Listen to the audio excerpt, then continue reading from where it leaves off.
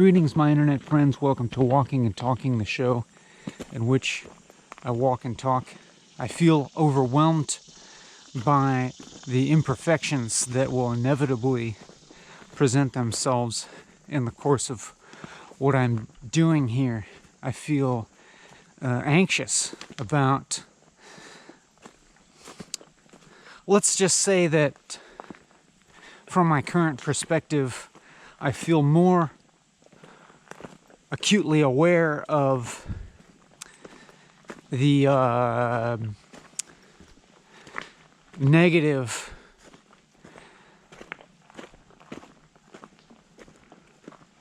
side to this, the incompleteness of it, the ineptness of it, or not even just the ineptness, but all of the problems with it.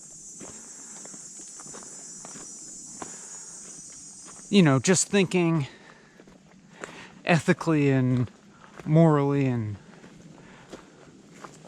in some sense politically, aesthetically,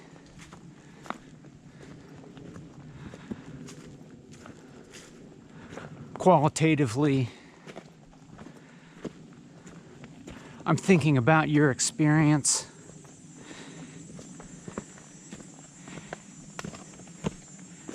However, I am deciding to go forward anyways, doing this activity, speaking to you like this,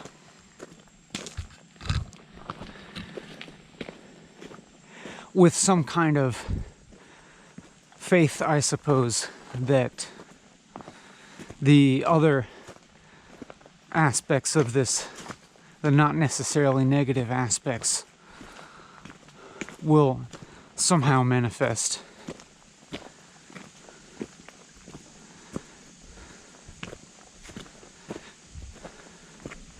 I feel a little tired and out of it, and in question of whether to speak about speak about these sort of things in that sort of way. That is, to begin a sentence, I feel, or to express my personal feelings of the moment. Thinking that normally I would tend to avoid speaking about things in terms of feelings, or to at least proceed to analyze these feelings, breaking them into what I would perceive to be their more basic constituents. That is the whole web of conceptual thoughts and physiological sensations that constitute this more coarser thing that I'm calling a feeling. That is this feeling of feeling a little tired and out of it, as if there is I could be sharper and more energetic in a way, but upon further inspection, it's not so bad. Or that is, I can also come at this experience from a slightly less evaluative position. That is, I can observe the aspect of myself that is observing these feelings, and I can observe the aspect of myself that is narrating and articulating this experience. And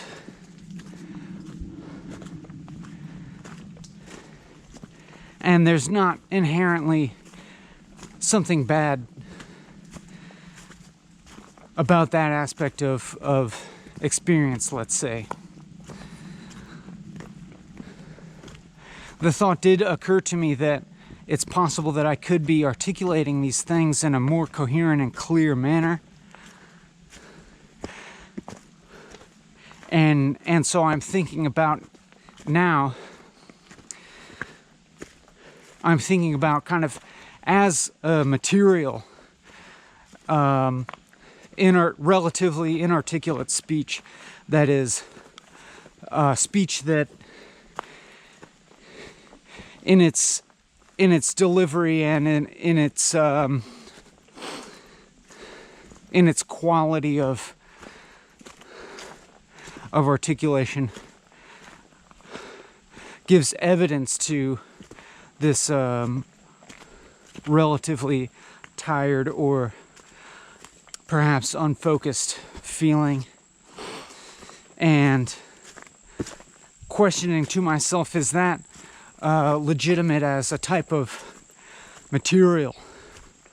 Now, that's a question we don't necessarily need to go into, but as we go along here, I can't help but continue to reflect on what's going on here, and to view it in terms of media, and to question it what type of value might this have. But I mean, before that, like, I'm analyzing what type of quality this has as media, and then from that, maybe the question kind of automatically arises of whether there's any kind of value in that, or potential value to you, the viewer or listener. And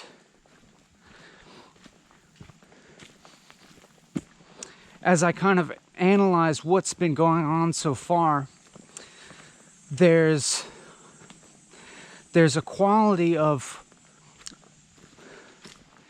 I'm going to try to kind of summarize my own perception of what's been said so far, the sort of like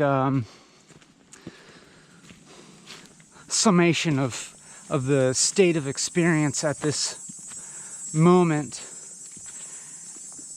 as it is sort of shaped by what I'm calling the preceding moments, or the previous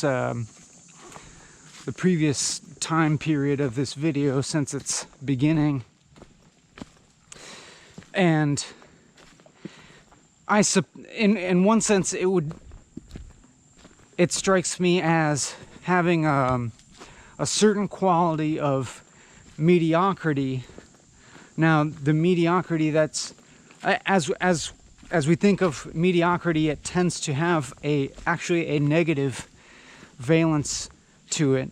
That is, if you described an experience or a piece of media or something to someone and described it as mediocre, then the implication for the other person would be that they would probably not want to pursue having that same experience, because who wants to have mediocre experience? That strikes us as undesirable. In fact, we want to have better than mediocre experience, good experience, or something that leaves some sort of lasting impression, or might induce as my friend called it, like an opening up of thinking, or an opening up of feeling, or a change in the way one thinks or feels. And we would think of that as, that would be anything but a mediocre experience. So, I mean, that's one way that I described this experience, but at the same time, a maybe slightly less negatively valenced descriptor of this experience would more be kind of ordinary. I mean, and this is from my perspective, of course, that experience was striking me. This experience was striking me as ordinary, particularly with it's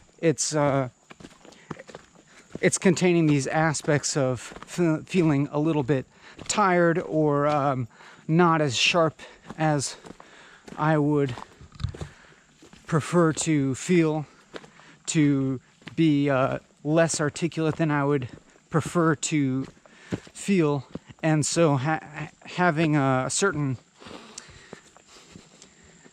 quality of everydayness to it, the sort of everydayness where you experience these shifting thoughts and they don't necessarily seem to have a whole lot of continuity to them. This sort of like continuous I mean, I don't want to say onslaught, because that sounds like, you know, a little more dramatic than it may actually be. Just this, you know, the continuation of thoughts and their constant kind of the constant kind of potential that they present to us. Thoughts that in one way or another are always pertaining to choices we could make now that would affect the future, and so on and so forth. And I guess in my case, you know, I'll notice myself evaluating some thing or some possible choice or some possible action in a certain value scheme, and then soon a different value scheme will occur to me that where a particular choice would rank in a different way according to that value scheme, and then you know, a potential move forward is then you start to compare those two value schemes and which one is more important or relevant. And then you realize that you are evaluating those two value schemes from some sort of position that is never absolute and is always relative and always has alternative positions, and so on and so forth. So I guess what I'm describing there is a kind of what would seem to be moving upstream from thought into a kind of unknown, or upstream into a kind of groundlessness, even though what I had been describing was an orientation downstream into thought, that is, the thoughts always pertaining to the unknown of the future and the unknown of what one's life could turn up to be in the near or the distant future, and this, you know, potentiality as always implicating this unknown, as always being this nexus from what relatively strikes us as the known into the unknown. But then if one attempts to move in the direction of the known, say, I mean, and this is I'm realizing that this is all in one sense interpretive. So if I am interpreting, you know, attempting to find some epistemic grounding in our own thinking and our decision-making process, and therefore kind of meta-analyzing our own thinking. At least for me, I tend to find that even this process of moving to what I'm calling the meta levels of thinking, you know, evaluating the evaluation, and then evaluating the criteria from which you are evaluating your evaluation, and so forth and so on. is just as endless as what we would think of as the other direction of, let's say you don't, let's say you just kind of like don't question your thinking and your decision making in that way, and you move forward and you make a decision, and then you're immediately presented with the further decisions that lie in that lifeline, in that timeline, in that path that you have decided to take. There immediately present more choices that must be made, and you're continuously confronted with the unknown and the insecurity of your position in whichever direction you might move towards, in hopes of shoring up some form of self or some kind of ontological or epistemic solidity or ground. And it's interesting how I observe now in what's going on here, this feeling of there having been several other paths implied by things that I have said that have gone unexplored, that have, in a sense, been cast aside or just ignored. I can kind of like feel these ignored pathways more than I can actively remember them, although I know that if I do put my focus towards remembering the past framings that the past let's say conversational prompts that led towards this current path of speech, they, very many of them kind of implied that there would be a return to fully flesh out a certain idea or a certain framing of this experience or a certain analytical perspective. And I'm aware that kind of a series of decisions, a series of paths gone down, have, in one sense of speaking, veered very far from that initial perspective, in that maybe you are having kind of to some extent mirrored experience that I am. Perhaps it's possible. I know it sometimes happens and it sometimes doesn't happen, and may happen to lesser or greater degrees. This a feeling of, in some ways, having gone off certain paths, having veered into a certain woods, and in a sense that increasingly cuts off the possibility of returning to that original fork in the path, or that original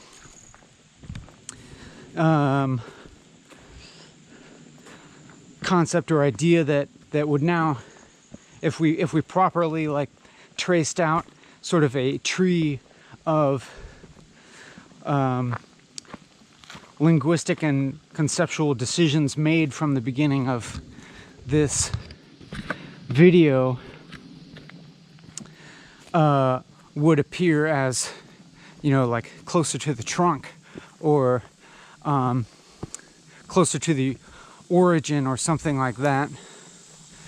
But it becomes increasingly clear that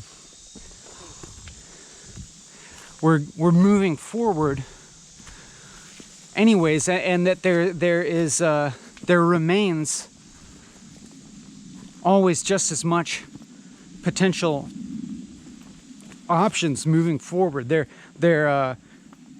quality of potentiality of moving forward, that is, all of the options implied in every moment of speaking and of experiencing and of enacting one's would-be agency or agency as experienced.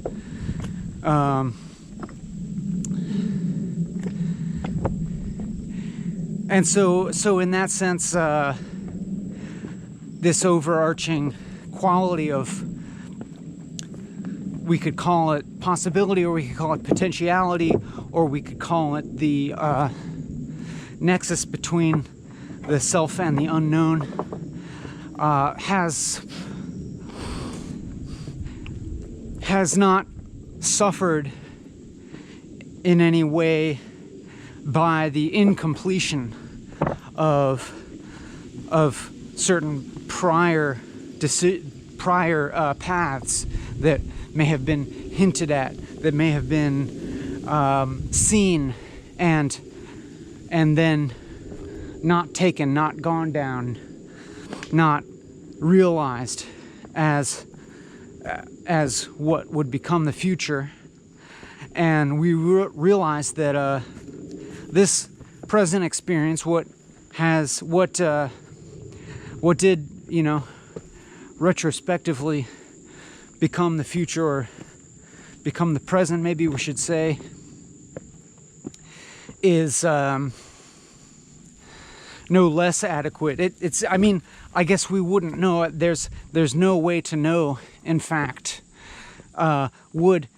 If I had said some different thing, or if I had continued down a certain conceptual path or analytical framework rather than the one that I did, some other counterfactual, I guess you could call it, then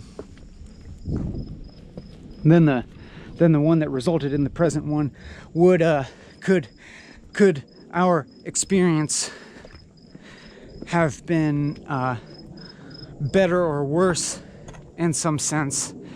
And part of me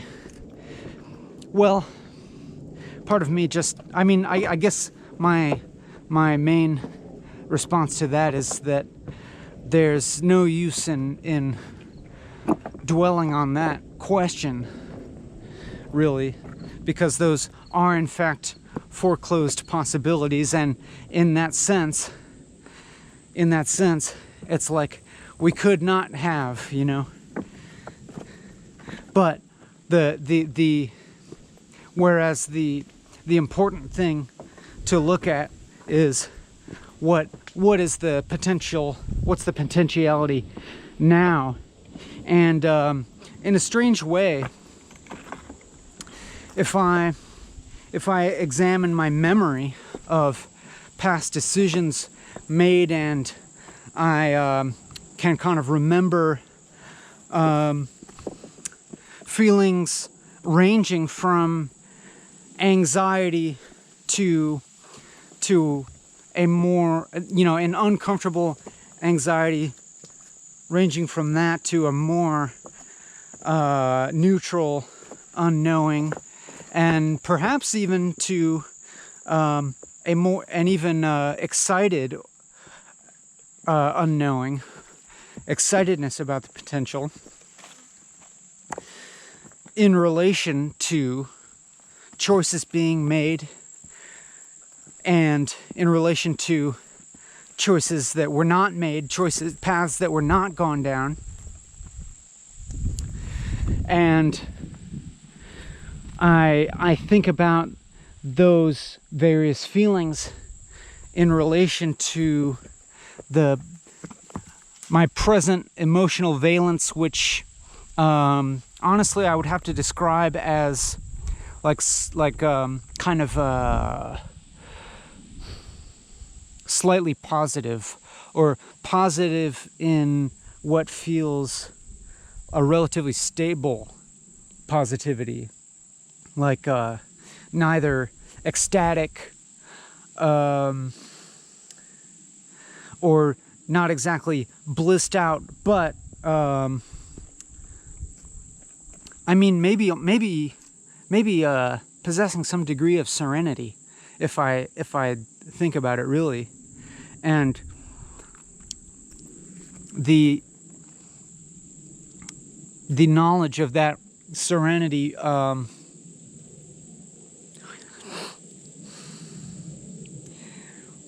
which is the serenity is not like cut off from the unknowing in any way. It feels fully connected with the process of decision making and of, you know, a certain reality becoming. And in that sense,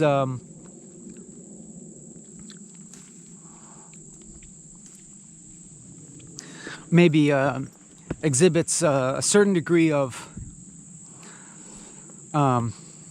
unflappability. I mean, that's of course excluding certain circumstances occurring, like, you know, I could fall and twist my ankle, or I could be accosted by a large, obnoxious group of hikers or something like that.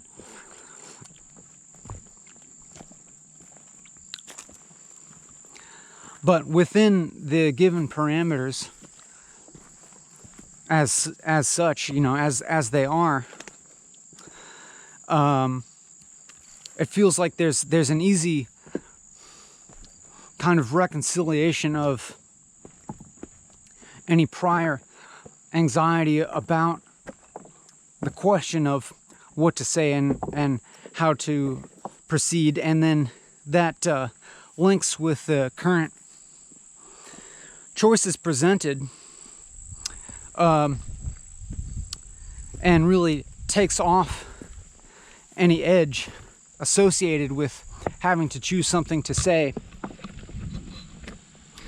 When I kind of am able to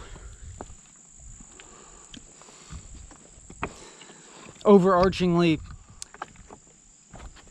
have some degree of confidence that whichever thing I choose to say within, you know, the parameters as they manifest, I guess. I mean, as I'm holding them in my mind, that whatever decision I make, this sense of potentiality persists in a way that I think is pretty neutral. But then again, maybe that's totally a mistaken view, in that I wonder if there are certain choices I could make that would say constrain my future experience in an undesirable way. I mean, that seems certainly possible, but then again, it just seems unlikely. And in a sense,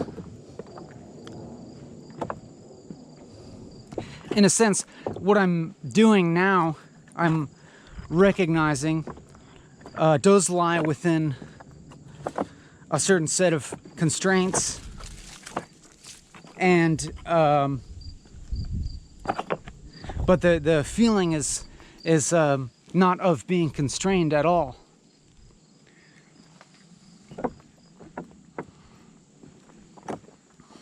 It's almost a gratitude for the constraints, and I can perceive it in one sense as almost a relief of the relative lack of constraints, of my action and thinking foremost in everyday life. I mean, not that there aren't any constraints, just that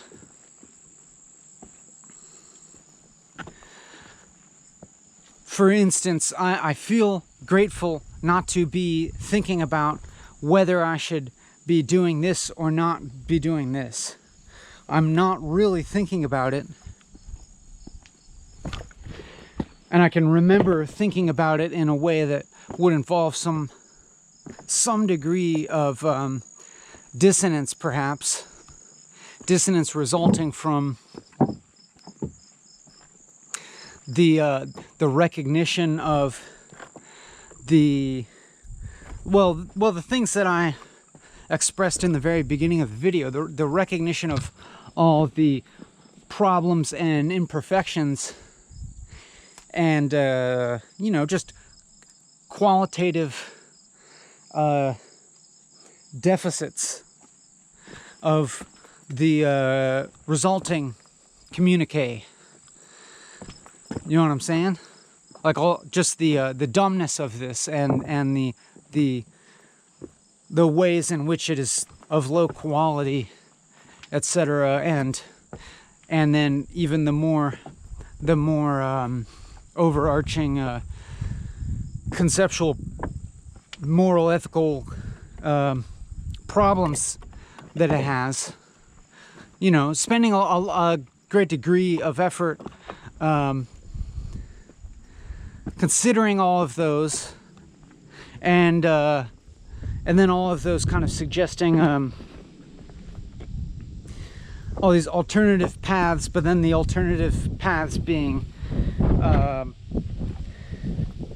just kind of like prospectively investigated in my mind, and all of them also containing similar sorts of problems.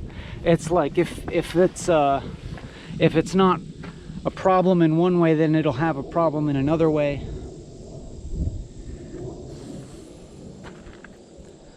And so, I mean, in one sense, it's like, in one sense, it could be viewed as I'm continuing with the constraints that I've given myself, just continuing a thing. And that's true in one sense. And then in the other sense, it's like I'm actively deciding to continue on with these self-given constraints. And just going forward, making all these decisions within that are downstream of that decision to keep going in this general manner. And feeling in a way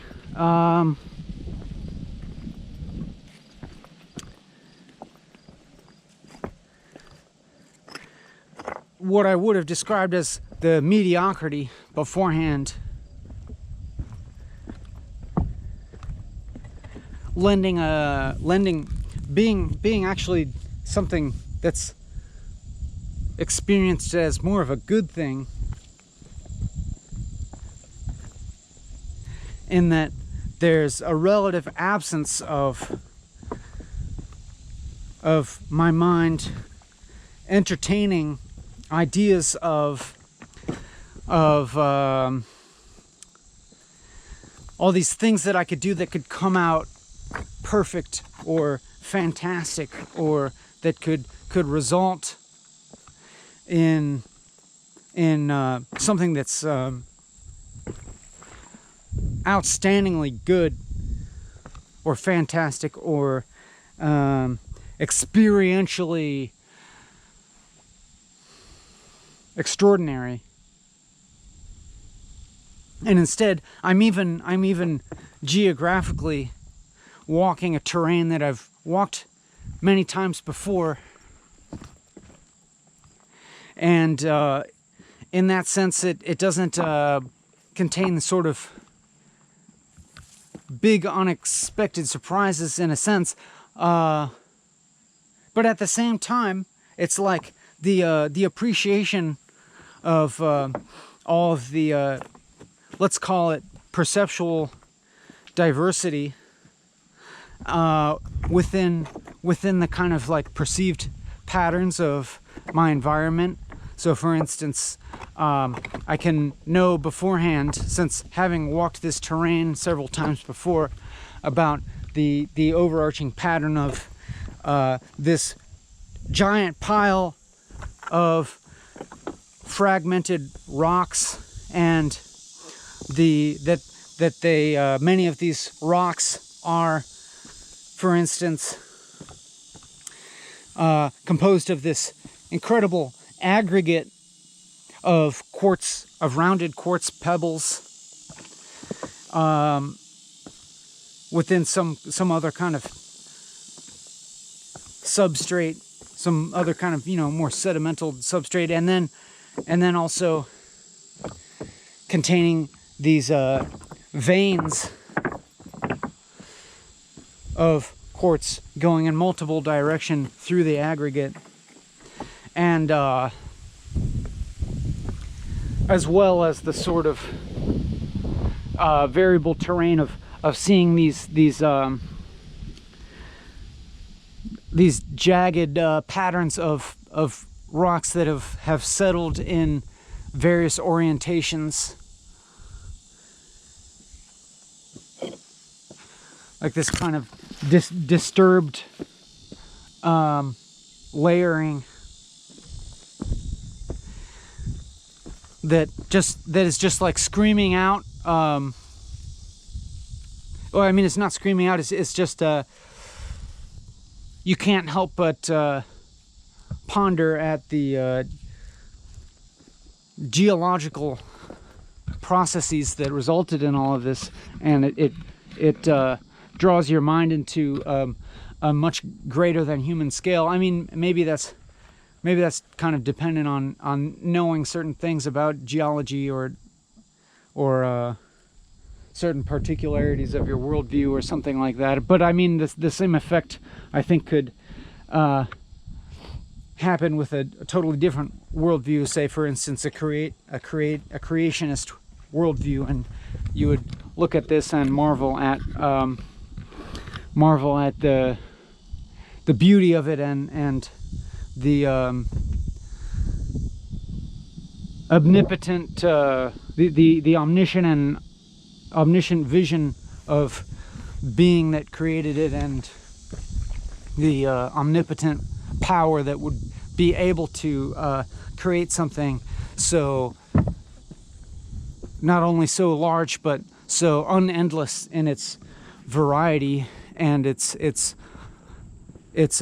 perceptual diversity, etc., and just the marvel that the marvel at the possibility of this much perceptual information occurring to a subject like yourself, for instance. I mean, this is me speaking from the first-person experience of being here in this particular environment, but I would hope that maybe you might be having some kind of vicarious version of that, possibly, or some mediated version of that, or maybe you are, able to remember this sort of experience or feeling, but or perhaps even in your contemplation of your own perception of, for instance, this video or podcast, that some form of interesting, some form of contemplation of how potentially rich this experience of subjectivity can be, and just marveling at that fact alone, and how once one thinks about it logically, how monumentally unlikely it is when you think about all the humans that have lived and died, and all the humans that have not been born yet, and all the other beings that perceive things a little differently that have lived and died, and all the other people existing now that you aren't, and so on and so forth. And then you think about all the terrible states of existence that seem possible, all the suffering in the world, and how just by that somehow, you know, you are having this experience that I'm going to venture forth and say isn't the worst experience that you could be having. And I'll venture a guess, just kind of, I don't know, maybe probabilistically, that you can imagine you can very easily imagine a lot of other possibilities of existence that are much worse than the present one. And it begs the question, why am I here having this particular experience and not one of those other ones? I mean, and you know, we could talk about ones that are worse or ones that seem better. Like, even if you do view yourself as being very bad off, you can similarly you can use that perspective to ask, like, why am I so bad off? Why did I have such poor luck? But and still perhaps use that as a bridge into the wonder of the question of like, why this present subjectivity, and out of all the other potential arrangements of the universe or reality.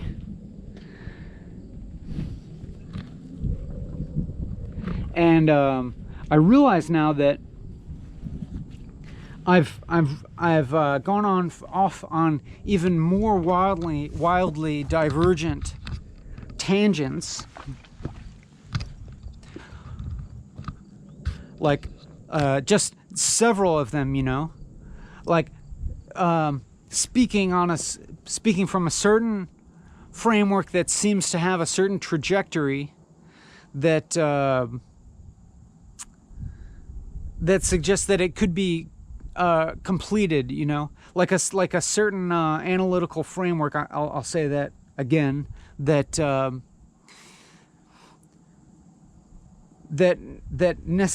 necessarily has several branches coming forth from it, and I've gone out on one branch, perhaps with the implication that I would come back and return and go out on the other branch, it's complementary branch, but then I've not returned, and I've continued on that branch that I chose and gone down its own branches that go into totally different subjects.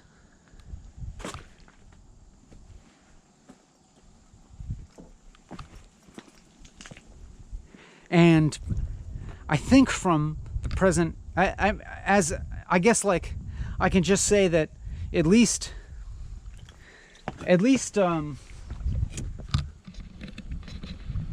all my capacities at this moment, I can't see any like overwhelming problem with that. You know, I can't see any overwhelming problem with a particular path that I've gone down to that would not have its corollary problem in the other paths that I have gone down, or its complementary problems. So thinking that in a way that this is okay, that I have gone on speaking in the particular way that I have, and that I have ended up speaking in this particular way that I'm speaking right now, as opposed to the countless other alternatives that there would be.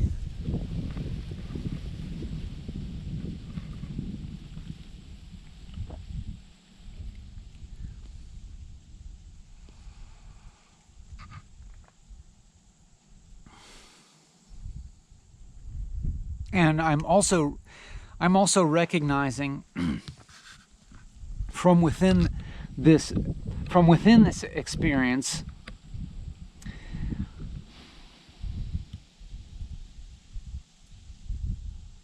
a certain okayness with its limitations that I have worried about from outside of the experience, you know?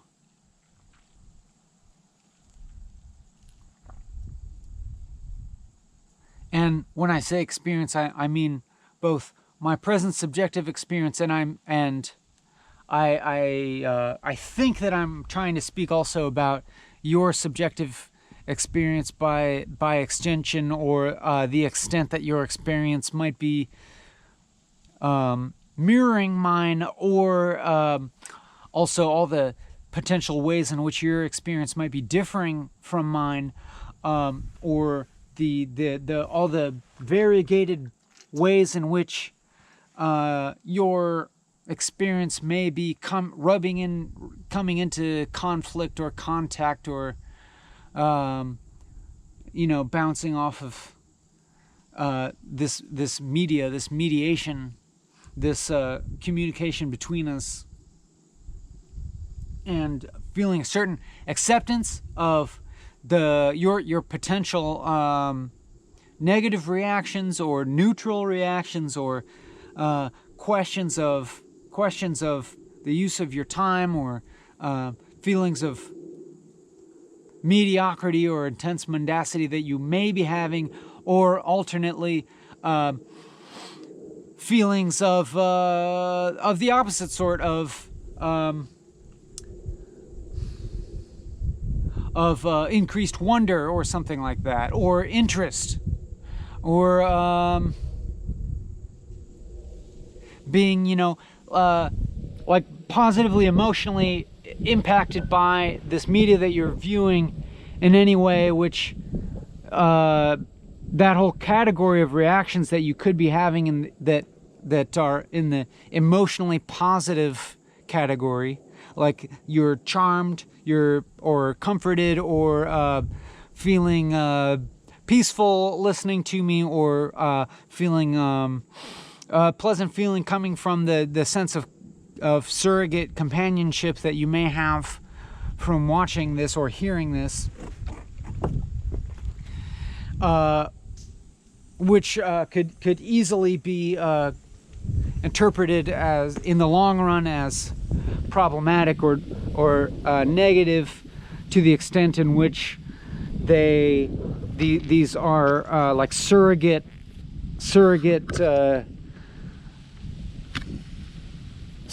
for real experience, or real friendship, or your own real contemplation, or so on and so forth. But and those are serious questions to ask. If this is, if there is a negative habit forming or addictive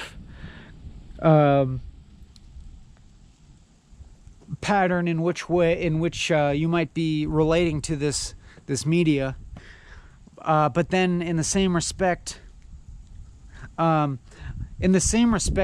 don't fully believe in that. I don't fully believe that, for instance, your position in our relationship is in a certain way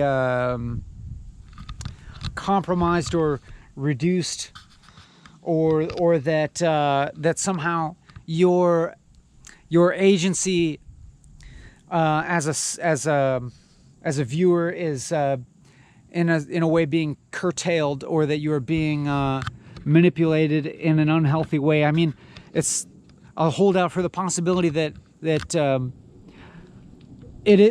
that effect is happening in a way that I am not intending or don't understand. But at the same time, I will say that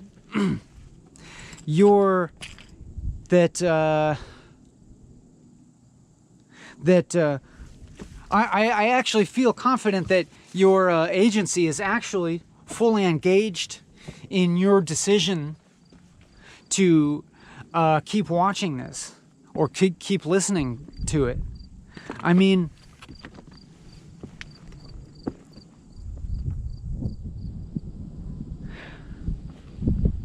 I don't doubt that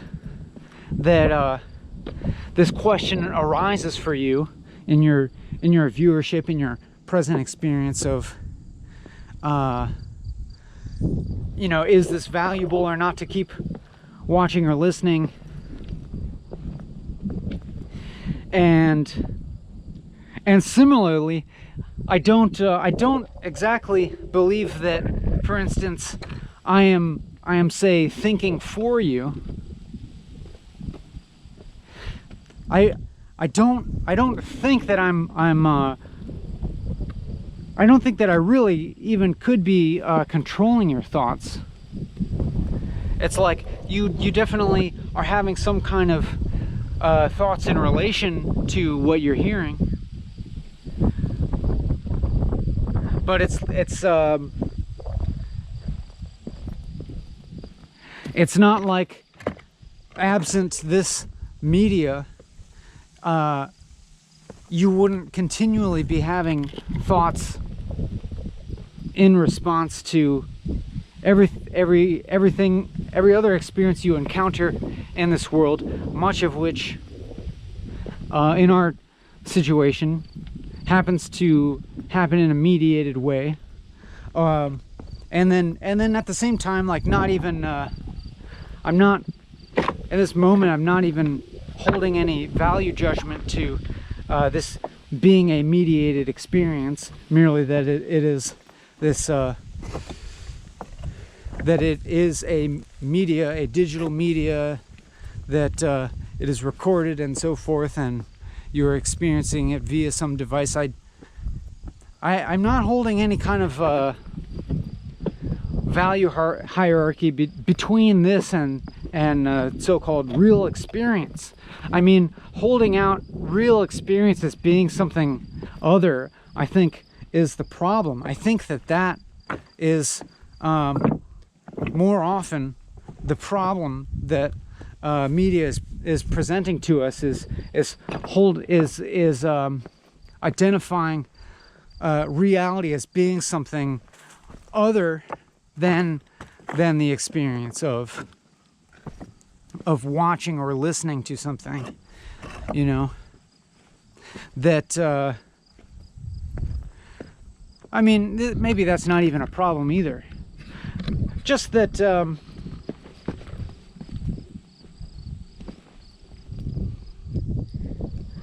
I don't really know what the hell I'm talking about anymore.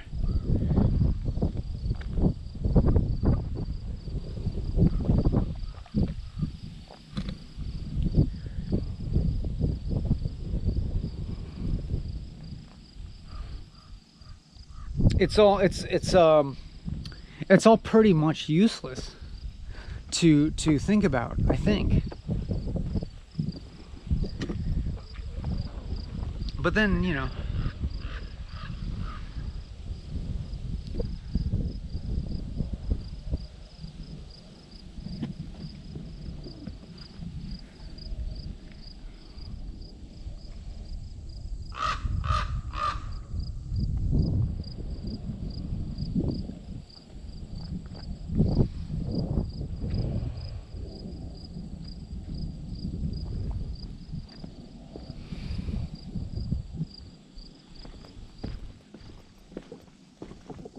we're just kind of moving forward,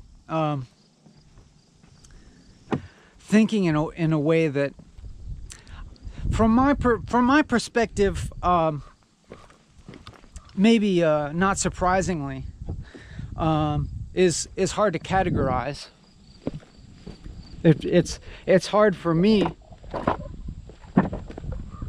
from my vantage point, to categorize what I'm talking about and what I'm thinking about, and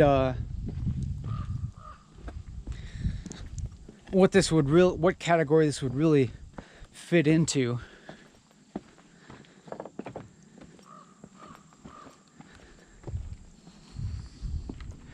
It could be that from your vantage point or from someone else's, namely one that is more outside of mine, that from their perspective they could categorize this,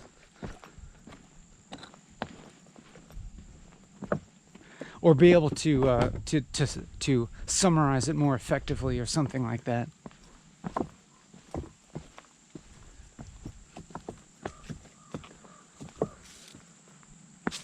But since I am continuing on these parameters of continuing to speak, and one thing I can do now is, which is, the same kind of process that I am commonly doing in walking and talking, is just to kind of like try to, or in some respect, maybe this is the thing that it always returns to, is just try to articulate what this experience is, and just from this very, from this subjectivity, to try to articulate what seems to occur as the most salient aspects of this experience. What is the most concise and relative way to sort of summarize it? Just what exactly is this experience like right now? What is going on right now? And one thing that I'll note simply about the kind of emotional aspect is that the anxious part of this seems to have lasted relatively short amount of time compared to what seems like a longer period of there being a kind of momentum of speaking that is a lot of words coming out without a particularly belabored quality to them, without big spider web in the face, without a particularly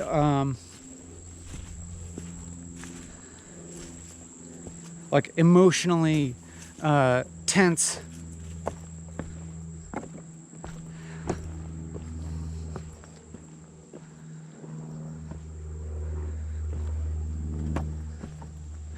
protracted consideration of what's being said or how it's being said, but nonetheless it maintaining this very reflexive quality, and even having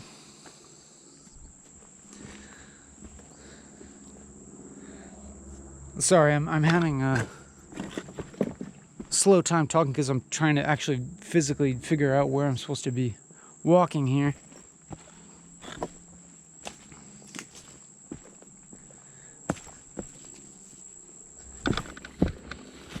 A reflexive quality that has even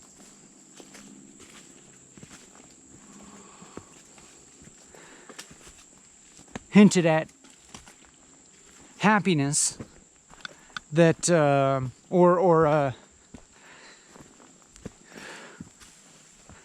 like kind of like a relatively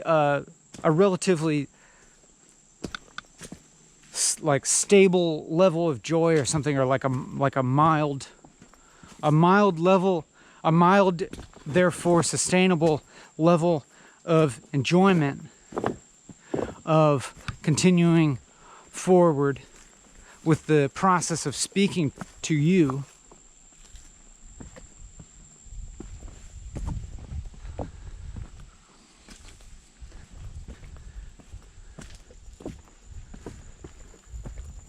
With, you know, the limitations of my individuality notwithstanding. You know, you could call it, you know, the acceptance of the stupidity of this, acceptance of the redundancy of this, and so on and so forth. But it's not exactly acceptance as it is just a moving forward with that limited quality notwithstanding, you know?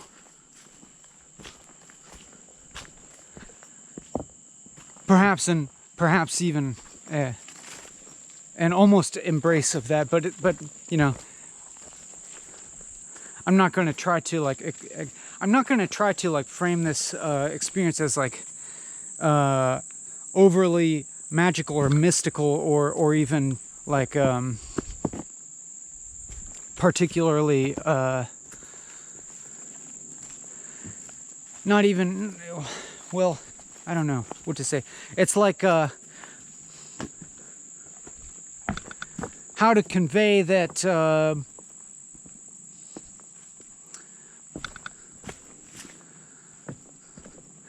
the thing that's going on is not exactly extraordinary, but it's perfectly fine.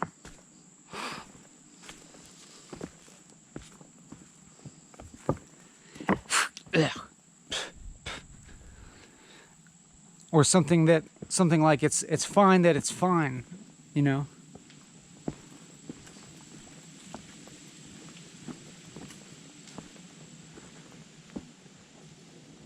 Like not trying to I mean, and I'm not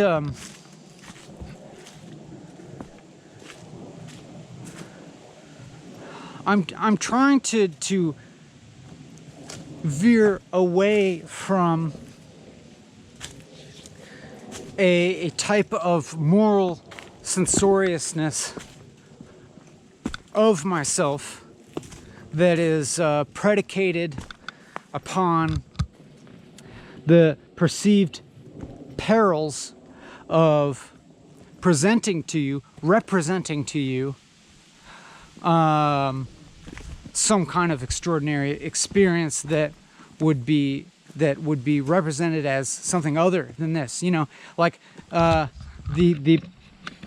then I don't know, in some sense maybe that's real, the perils to you of like perceiving the other side of the screen, or the other side of the speaker / microphone, where the real experience is being had, as opposed to the one that you are having that would be in comparison, that would be inadequate in comparison. You know what I mean? Like the storing up of FOMO. Like, and so that's in one sense a concern, but then at the other, in the other sense, maybe it is not necessarily bad if some kind of FOMO arises in you, the fear of missing out, a fear of, am I not living my life the way that I should, not fully enough? Am I not actualizing myself enough? that would be this like mirror, this that would be the counterpoint of your perception of what I'm doing as being somehow representative of actualization, or doing the thing that one was meant to do.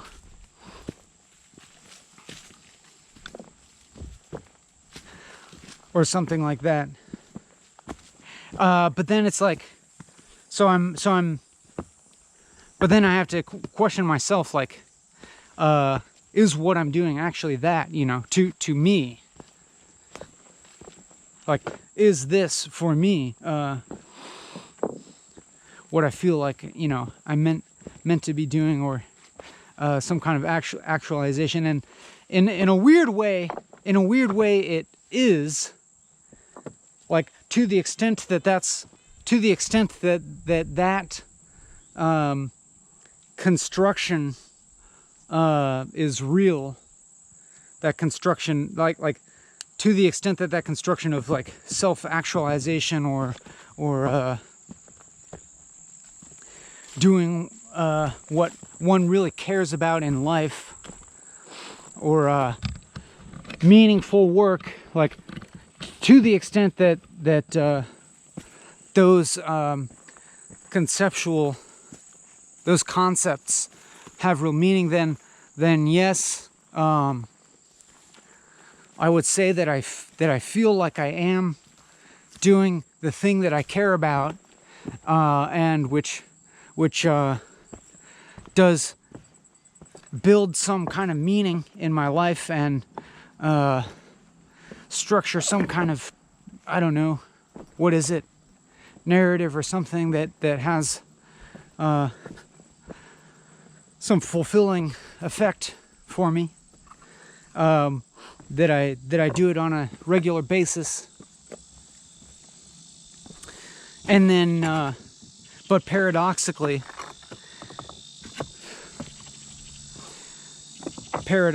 it's like, within the perspective that this experience entails, it's like those concepts, in fact, kind of lose some of their weight, lose some of their solidity, lose some of their meaning, as in, like, at the same time, what goes on is that there's a little bit of a dissolution of that dichotomy between, say, fulfilling action and its would-be counterpart, the mundane or unfulfilling, or busyness or distraction.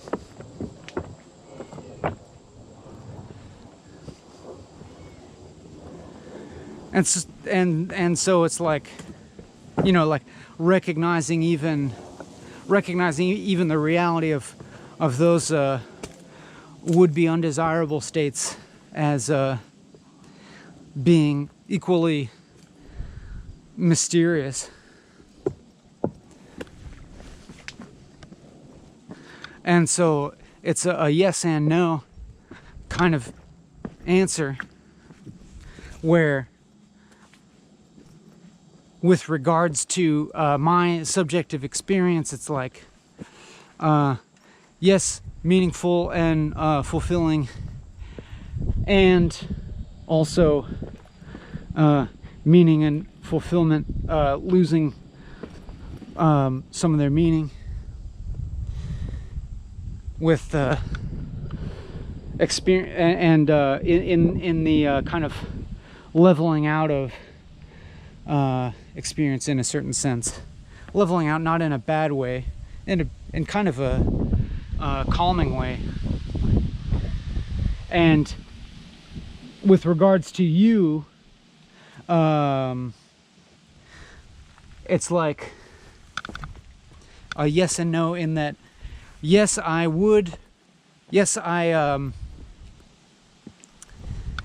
in one sense don't want you to feel states of being that are like FOMO or an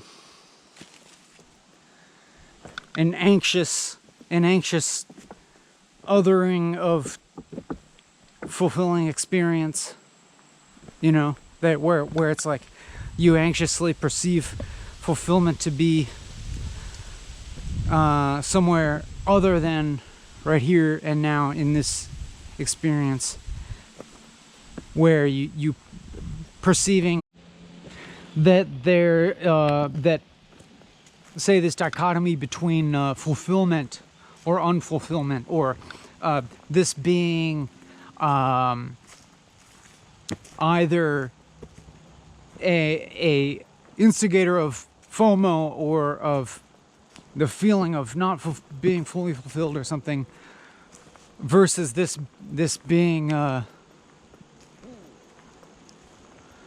somehow contributive to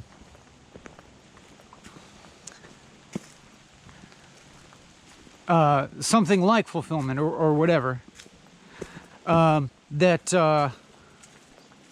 Anyhow, that this is of course a dichotomy that, like other dichotomies, can potentially be unified, transcended, and what is it that, how would we describe that which results from the unification of these, or the dissolution of these dichotomies? And I guess what comes to my mind is something like movement or motion or change. Like I'm going to venture and guess that, you know, based on what I'm trying, based on my own looking at my own experience and what seems to be the most basic to it, and venture that it's the same or similar to yours, or that I wouldn't be totally wrong in describing your experience as fundamentally consisting of change or movement, and that manifesting in both what we consider to be our subjectivity and the objective world around us, you know, and those that objective and subjective not totally, those not being totally divided from each other, just in degree of like perceived agency and individuation or something like that. Well, just, I'm not totally confident on that aspect of it. In fact, that aspect, there might be better ways of thinking about that. But just for instance, like when for instance we're examining our own thought and witnessing how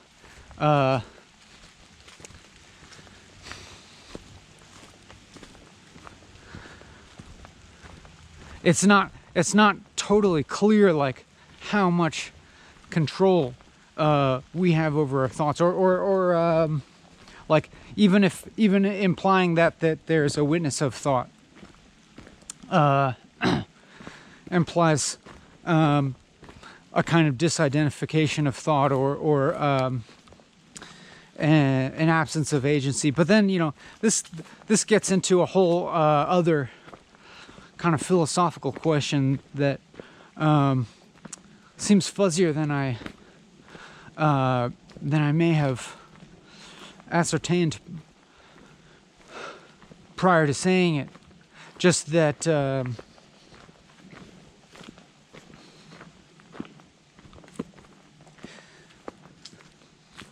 like it seems as if the positing of the phenomenon of our own thoughts as being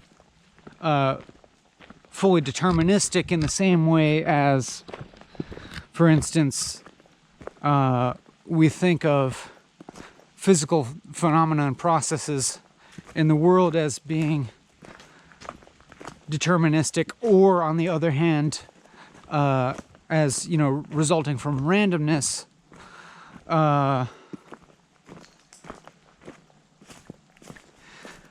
That's all I'm realizing dependent on a particular worldview that may be contingent on what kind of physics we are taking to be fundamental, whether it be sort of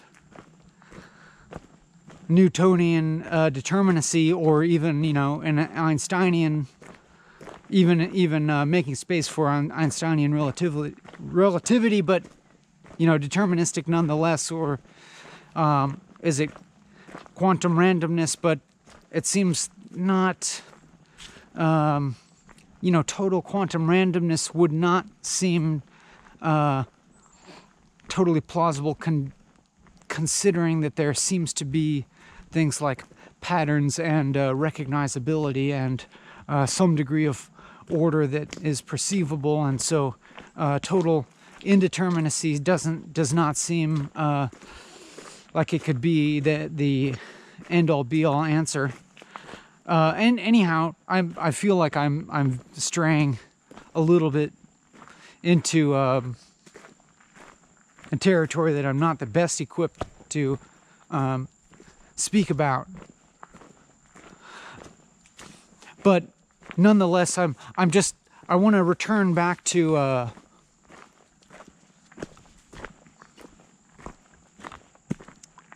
like when I'm thinking about quote unquote my experience consisting of, like, at base, like, seeming to be consisting of change or movement, or, equated to a process, like it being essentially like a verb, or like the I-ness being more verbal than nouny, and I'm therefore projecting that quality onto your subjective experience and saying something like that. Now,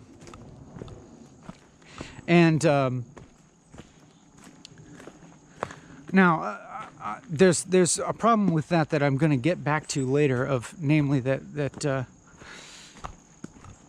if I'm describing it as fundamentally change, that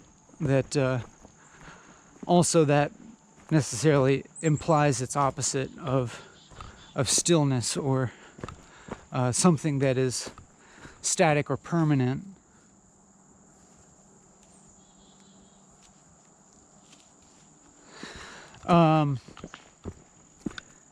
But continuing forward, it's like if I am, let's just say that I am identifying some aspect of my experience that I'm identifying as being the most basic quality to it, or the most fundamental aspect of it, and in this sense it's changingness. And then it's interesting that I almost automatically project that onto your experience, and I have this sense that my experience and your experience are, in a sense, necessarily connected, in that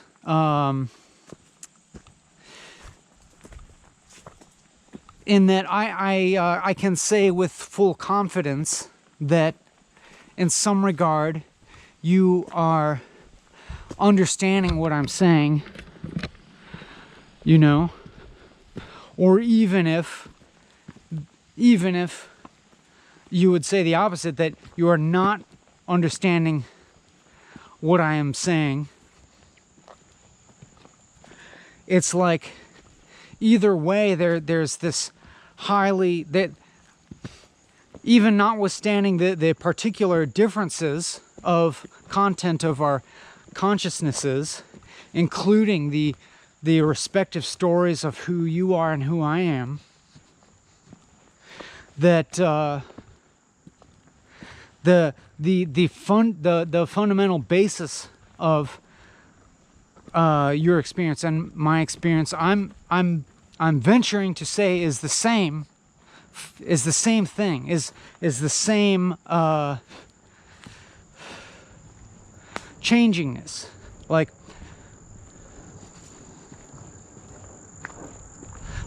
even if we take the sort of agreeance that something is going on that in which I have recorded a piece of media and made it available to you, and you are currently listening to it, even that, and that's a necessity. That's a given. Actually, it is in fact a given that I have recorded this very piece of media and have in some way or another it's become available to you, and you are experiencing it. You are experiencing it as one of the contents of your consciousness, and that it's also given that there is at this moment enough reason for you to be to continue to choose to at least hear this. I mean, and listen, it's like a podcast basically, or maybe you're seeing it in video form, and barring the unlikely circumstance that you are a captive audience and somebody is like forcing you to hear this, but that there's enough actual communication taking place here that there's evidence of a certain conjoinedness, and now, like, in one sense that sounds like completely petty and like a so what kind of statement. Of course, we both evidently speak English and understand English by virtue of this communication happening. Of course, it's a given to say that you are understanding me speaking the English language to some extent or another right now. And in one sense, that is like, I guess that is totally, completely unremarkable.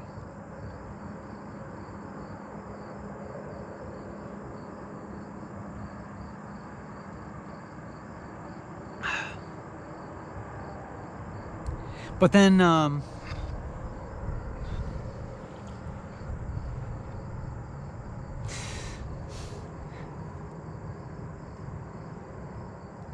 I also have this sense that, like, at the base of all this, like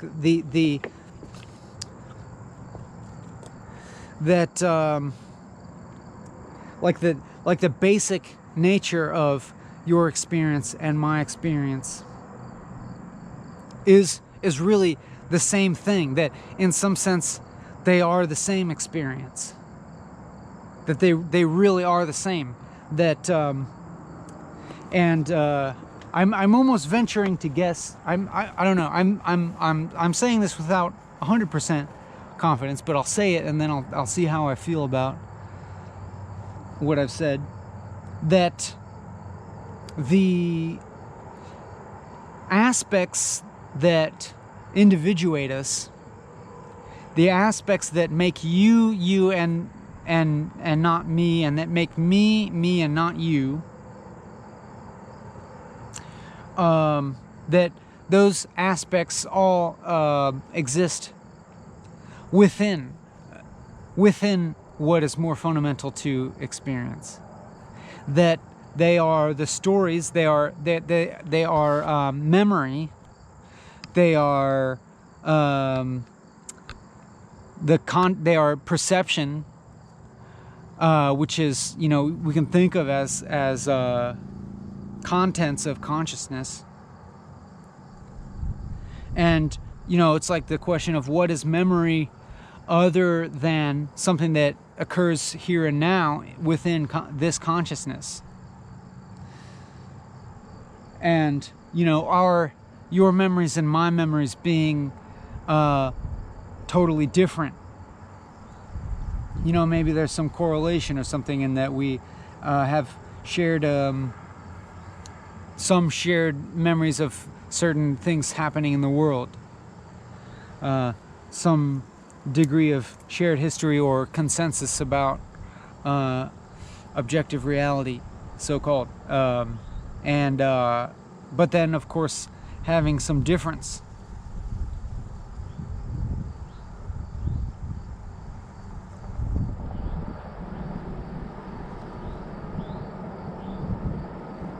But what I'm saying, I think, is that all that difference is something that exists within the thing that is fundamentally the same. That is, like, I guess I'm just calling it experience itself, but you could also replace that with any number of words, like the quality of existing at all, the quality of it being like something to be, or even just the quality of subjectivity at all, the fact that there at least seems to be something, and the key word being seems. You know, whether or not we take what seems to be as being real or illusion, or whether we call it real or not, the key word being seems, that something seems at all is, I'm saying, a given connection between you and I and everything else that seems to exist.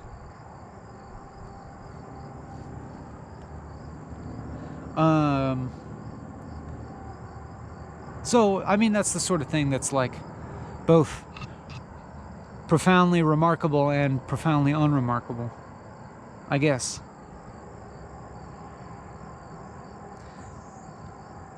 And I don't know, the sort of thing that almost has no implications, maybe.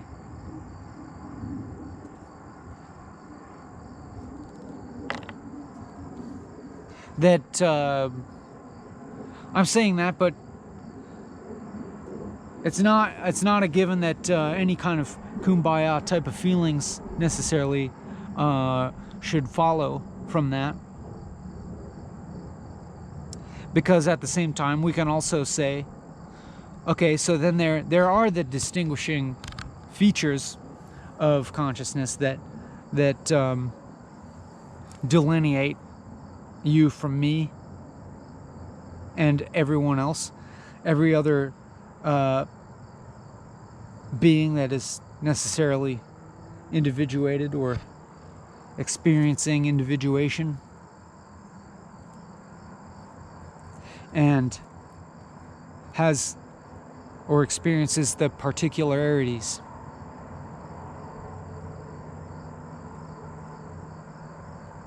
Their own memories and perceptions and experiences of thought and conceptual frameworks and so on and so forth.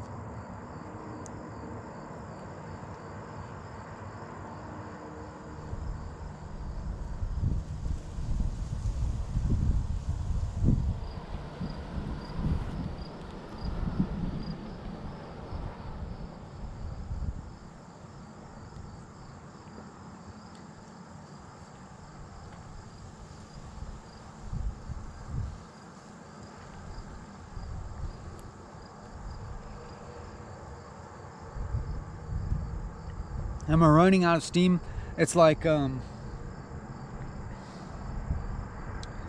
that I'm running out of steam, but it's that all of the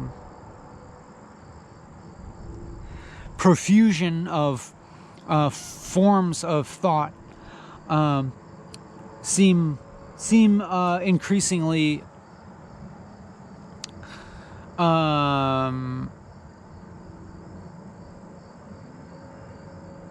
expressive of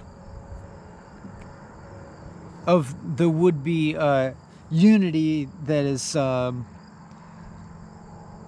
tautology that doesn't need to be said, that that is, to the extent that anything that I say finds some sort of resolution of meaning, that it would resolve into a unity that is itself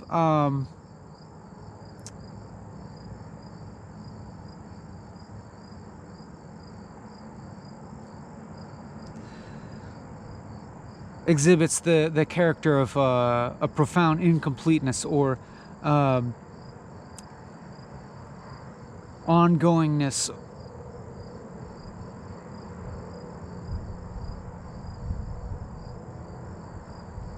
or unknowability. And so and then that you know,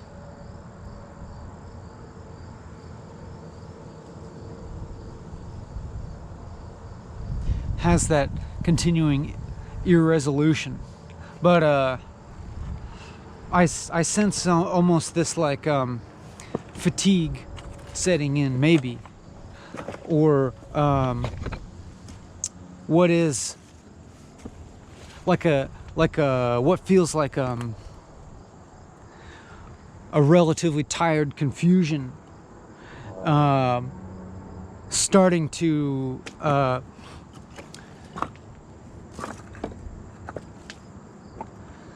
claim authority over what would otherwise present as like a tone of relative confidence, or speaking from at least enough authority to continue speaking, you know. And then the like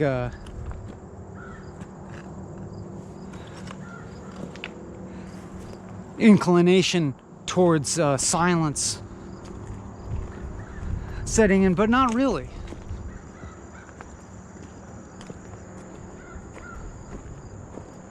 Or is it? You know, I think this is just a matter of, it's like continuing to speak continuously is saying the same thing as silence. It's just, you know, silence in verbal form. It's just a different texture of nothing, basically. It's a textured nothing that seen incompletely seems like a moving something, like a moving target.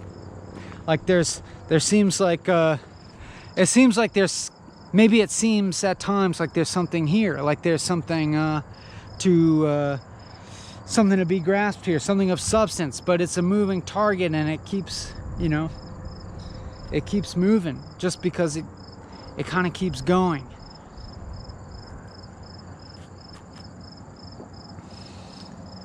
And it's true, it doesn't really result in anything.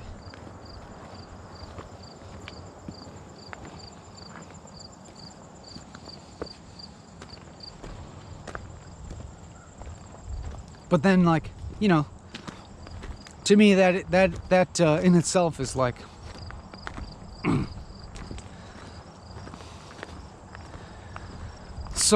that's a kind of expression.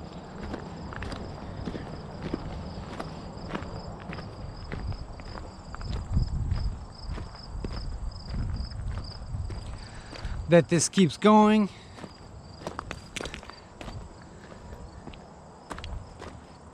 And at times it seems like something, and then it seems like nothing.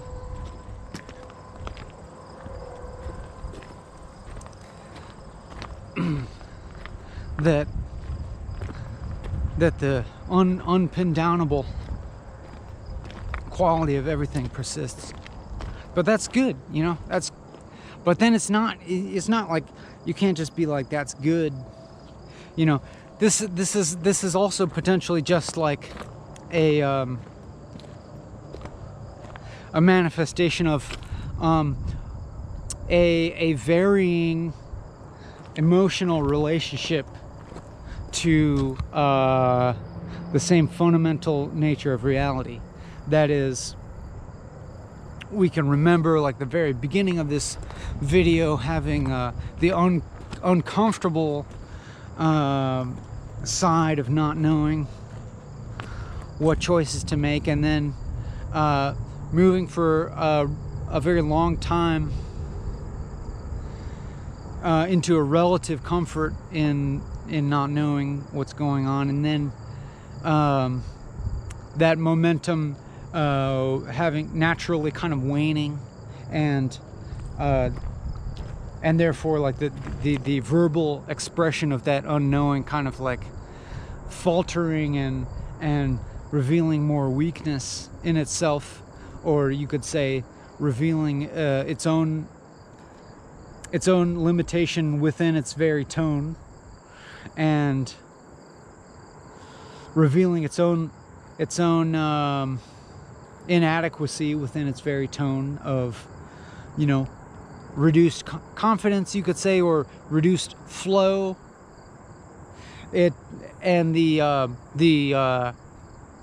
little interruptions between that expression coming more into being, the little stutters or starts and stops, the more confused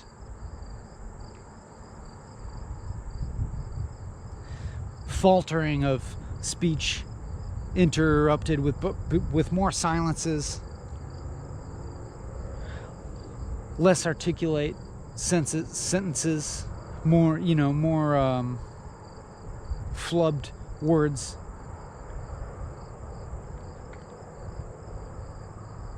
It's like Joe Biden, like just what more perfect expression of the limitation of verbal thought.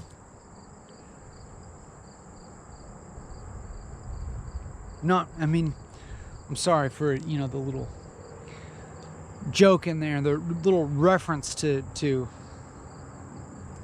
the particular. I apologize for, inserting little conceptual handholds in there. I don't mean to patronize you. I don't mean to patronize you by inserting conceptual handholds into you that would encourage your dependence on perceiving objective reality as such. You know what I'm saying? I'm not trying to keep you in the story exactly, but it's fine. It's also fine. The story's fine.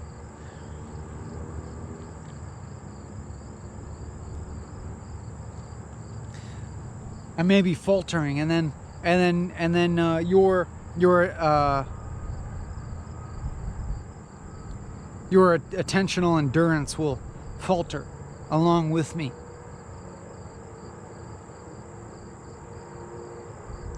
And sooner or later, you'll move on to something else that your attention doesn't have to work so hard at. You know what I mean? You'll do whatever you need to do, is all I'm saying. when you get really tired of this, when you get too tired of listening to this, maybe you'll come back to it and listen to the rest. Maybe you won't. It's fine.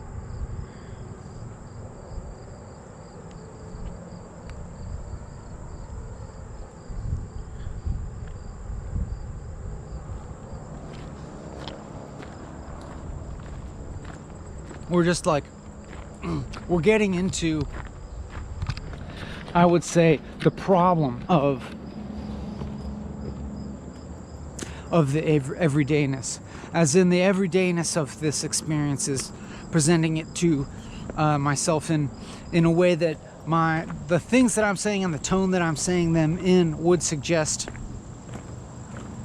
is less than favorable, or a better way of saying it is actually experientially mediocre. That this is closer to actual experiential mediocrity. Do you agree in your experience of this? The like, are you, is the monotonous nature of the persistently verbal, conceptual, analytical, whatever the qualities of this chunk of media are, however you would describe them, is the persistence of that starting to grate on you, starting to chafe your experience? Like it is mine, it's starting to chafe a little. Not necessarily chafe, in fact, but like I start to feel as if it requires effort. But then again, there's still the opposite of that. There's still the sense of discovery, in a way, like I am observing, say, the way that I am portraying the present experience with the word chafing, or the persistence of certain qualities of this experience as chafing on experience as a whole, and finding enjoyment in that feeling of discovering of that, of not having thought of it in that way before, thinking it's funny.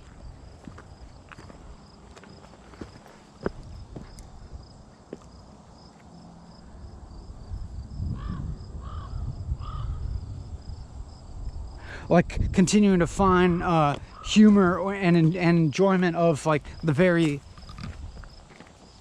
nature of how this experience evolves and presents itself, even when it manifests as something that I'm framing as negative, because at the same time it's like I'm observing the sort of optionalness of framing it as negative. I'm observing the way that framing it as chafing has the potential of being a self-fulfilling prophecy, but then it's not being a self-fulfilling prophecy, because then that becomes funny.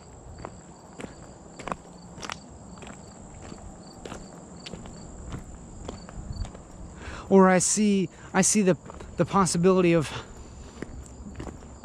well, you know, how some of the aspects that I'm calling the contents of experience, namely sensations, be that physiologically of, you know, the what is it, the proprioceptive perception of my body? I don't know if that's the correct terminology, but just the physical sensation that I conceptually frame into entailing the limits of my own body, and the internal state of my body, its state of relative equilibrium or disequilibrium or fatigue, you know, and all of that being sort of a large-scale amalgam of discrete sensations and perceptions that in themselves can also be investigated until they lose their basis anyhow, as well as the quality of thoughts that present themselves, the experience of forming sentences and speaking sentences, and how that interacts with the perceptions of body and perceived fatigue and so on and so forth. All of those I previously ascribed as being contents of experience that is within something basic to experience, which I still stand by that, but I also project a point at which through the persistence, the persistent maintaining of these certain conditions, that is, that I continue walking and that I continue talking and I continue recording it, certain of those contents of consciousness will probably begin to take on more and more centrality to my experience and become harder and harder to ignore, or harder, not that I'm exactly have been ignoring them, it's just that they have been more marginal and periphery to my experience, whereas what has been central to my experience is,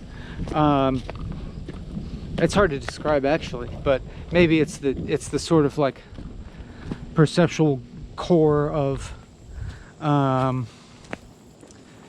this verbalization that's going on, or like what is the core of where all this verbalization is coming from and continually reframing and reshaping.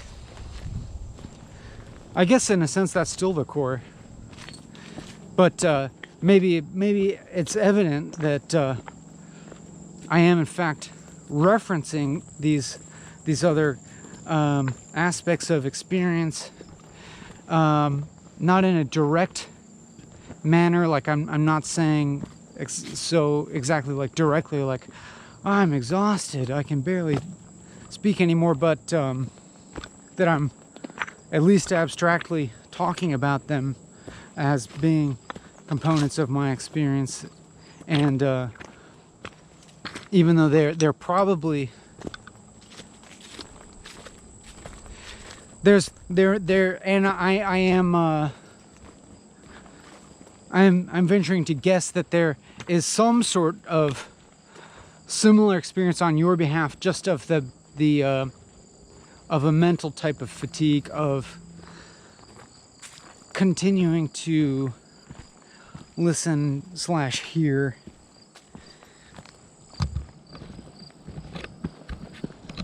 a certain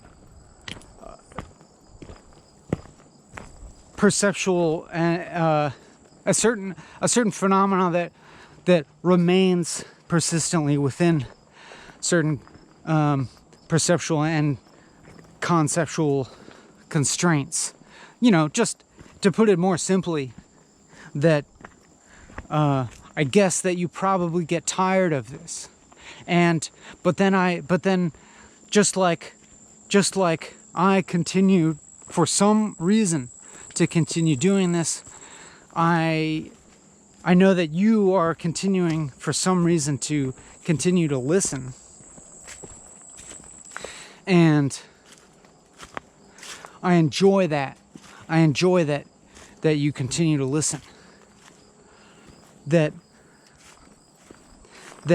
you may, that in the face of potentially increasing doubt. I mean, I may be projecting a lot, to be honest. I may be projecting too much into your thinking and your experience. I may be projecting too much of my own experience in there, but nonetheless, I enjoy that you're continuing on in the face of, whatever might be the less comfortable or less enjoyable aspects of this. I'm just kind of like projecting you as being potentially like bored or fidgety or something, but then there's still being an aspect of interest of like still like, what is it like if I like persist through this? Like, what types of things might come up, or what types of things might change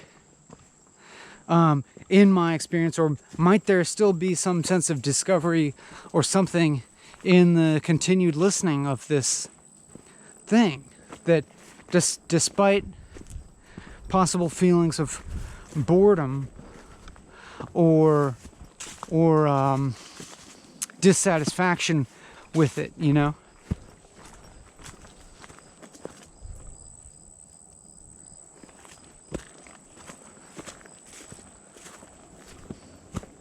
of it, continuing on in this way that is abstract and seems not to offer very much in the way of, let's say, like these handholds or allegories or like concrete relations to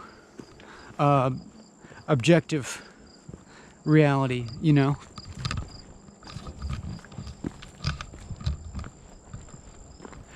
Like, why does it continue on this way?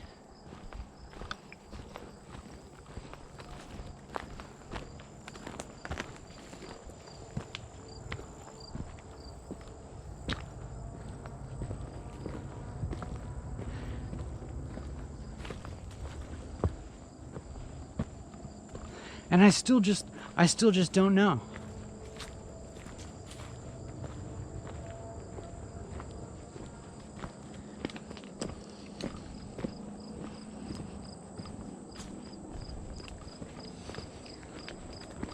But I'm still so glad that you're with me.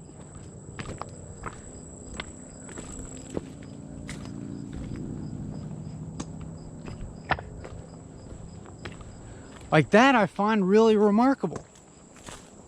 Well, and in part it's like the absurdity of this, of course.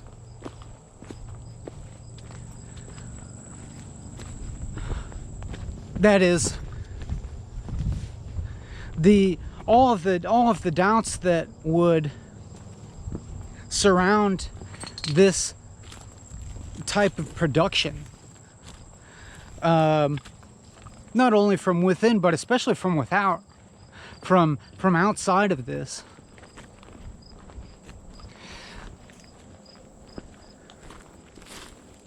It's really like a apparent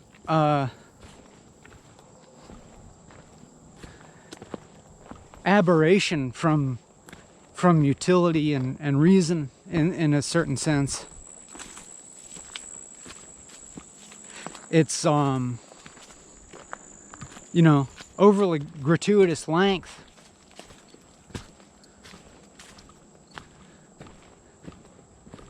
I mean, is it really gratuitous? Wouldn't that be something that's welcomed? It's like it has this kind of unwelcome duration.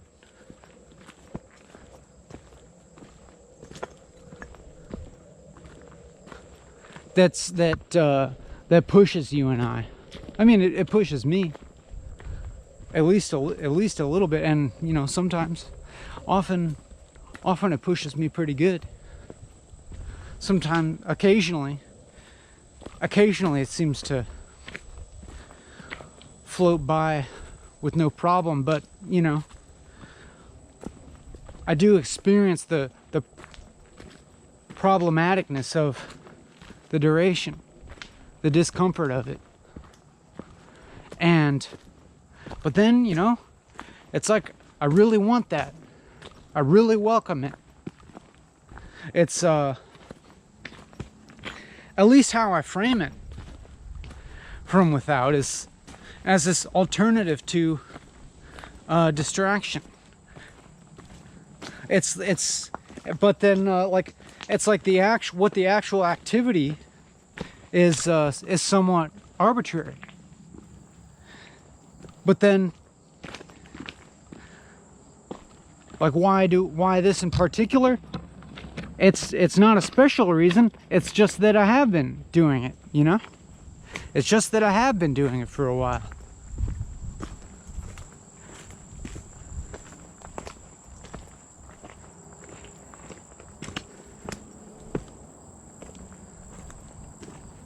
And then that's interesting,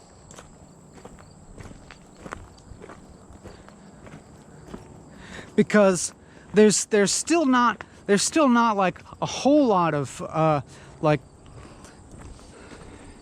in the objective world, there's still not a whole lot of like aggregate meaning making or identity making or utility or social gain built up around the accumulation of all this production, all of these walking and talkings, you know? Like, not much has built up around that as far as I can tell, as far as is relevant in my life. It's like, it's not like, I don't know, maybe it is to some extent or something, but it's not like it contributes to this fortifying identity, fortified identity for myself as, you know, the walker and the talker. I don't think.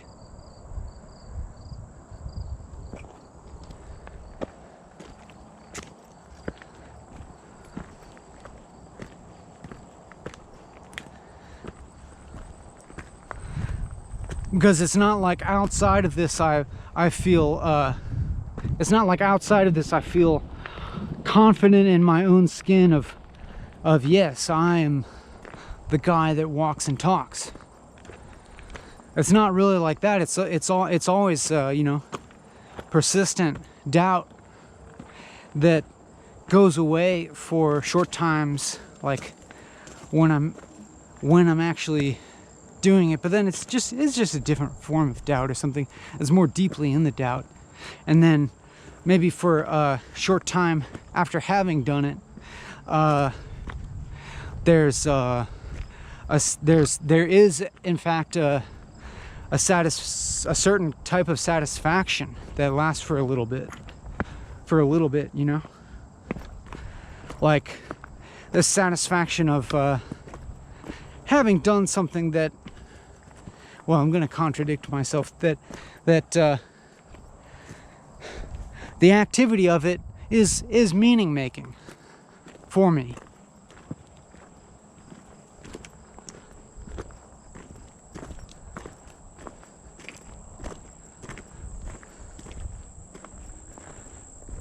You know, and then that fades away, and then I do it again. So I don't know. Maybe I contradict what I said earlier.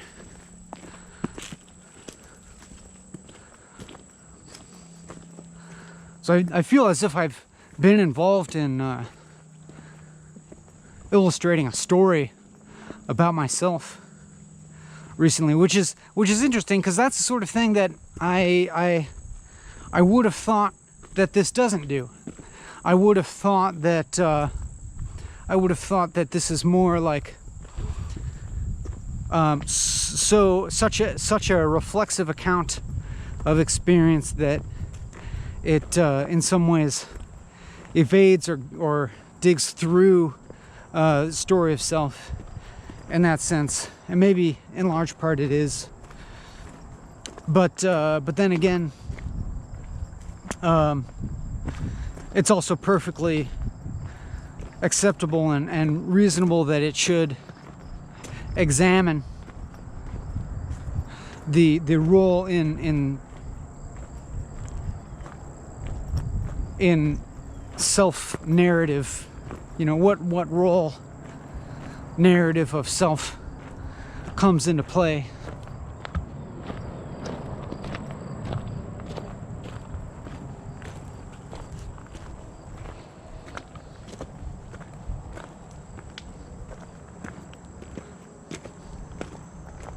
I'm thinking that in some sense, the keeping going of this, to the extent to which this doesn't stop,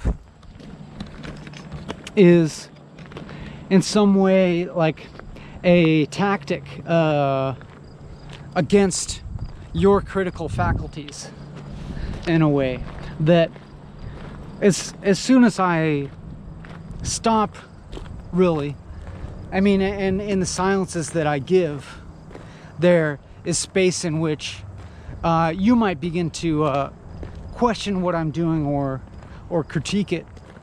But by continuing to speak such as I am, I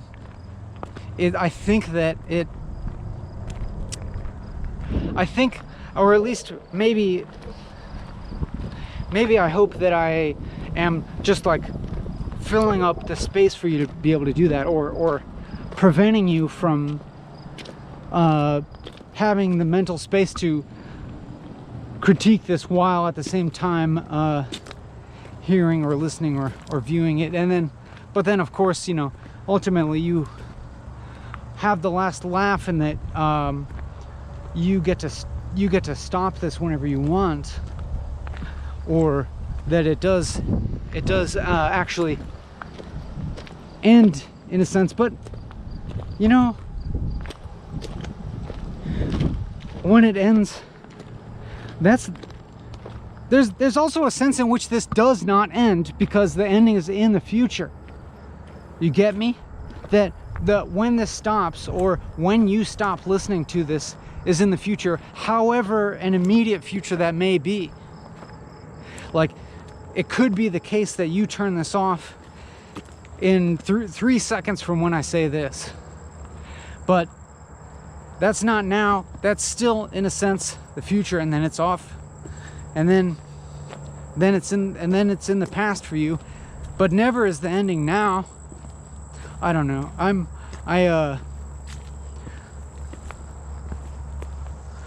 My faculties of rhetoric may be in decline, but I'm just saying something about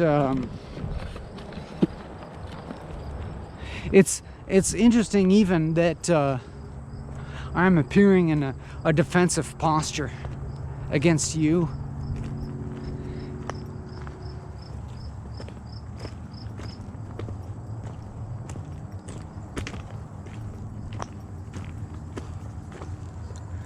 I fear your judgment.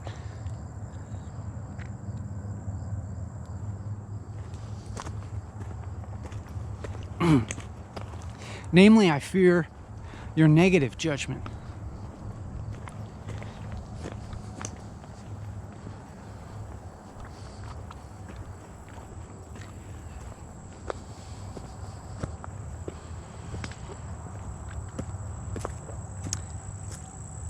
And that is of course a limited self-centered concern, because in a sense your negative judgment of this is not a negative thing for you. It's either it's probably a neutral thing, but it will relate to it becomes one small aspect of who you are, and the choices and decisions that you make.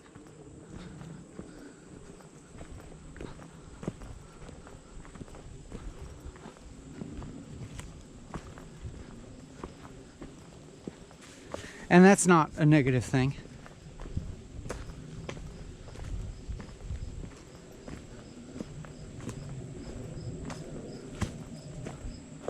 This does strike me as a weird tangent to get onto, or a weird relation. This strikes me as a weird relation that I seem to be engendering between us right now. There's I sense a little bit of a mild distrust or antagonism between you and I at this moment. Do you feel it? Do you feel that also?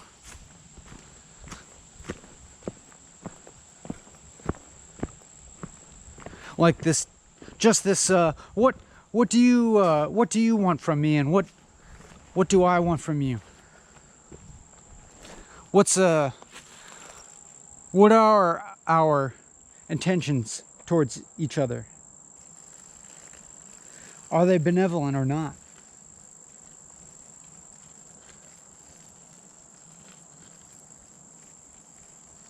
Am I in some way parasitizing your experience in order to individuate myself, in order to build my identity? But then at the same time, it's like there is that sense in which I am feeding off your attention. I think that I can build a meaning for my existence in the world based on your willingness to give me your attention for some amount of time. Your willingness to spend this amount of your time with me.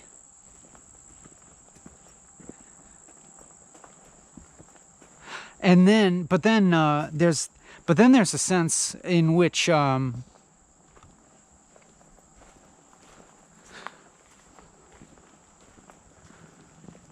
honestly, what I value even more than that, I think, is that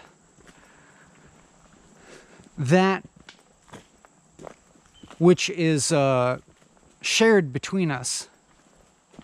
That aspect of experience that is the same for you and for I, which I guess, as I've said before, is what I'm identifying as seemingly the most fundamental aspect of it,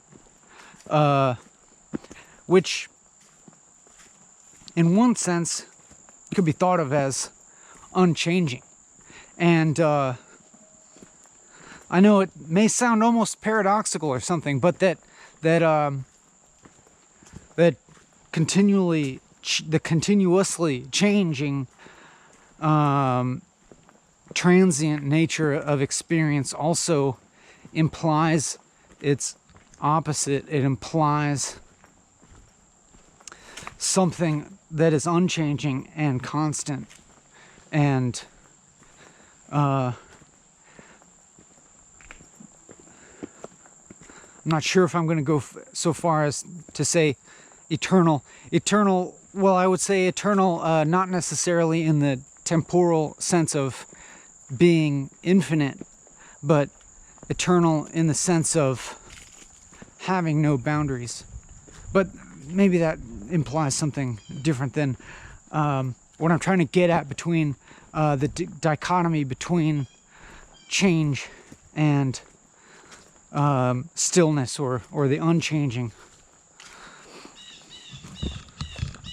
And just that if if one can even speak or perceive or conceive of something such as change, it necessarily implies that there is something unchanging about the subject that can perceive that which changes. Like, change implies that there's more of something, but so does sameness. Like, the sameness would have to be a continuing subject that would be able to register the difference in the content of what's perceived, or, you know, there has to be some kind of reference that's static and unchanging, against which any kind of change could have any meaning. Anyhow, whether it's changing or unchanging, or it's both or neither, there's something like, prove me wrong if it, like, isn't that something that is like the same thing between you and I don't know, that where we are in fact united. I don't know. I don't necessarily mean to get on this rant about being united. It's not really even important. I don't feel. I mean, not that anything else here that I'm saying is important per se.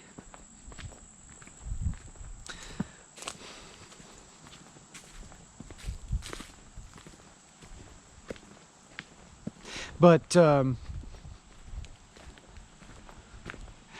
feel an urge to, I feel inclined to just extol the virtues of just normal experience. Or just not even extol it, just say that, look, this is actually just normal experience that we're having right now.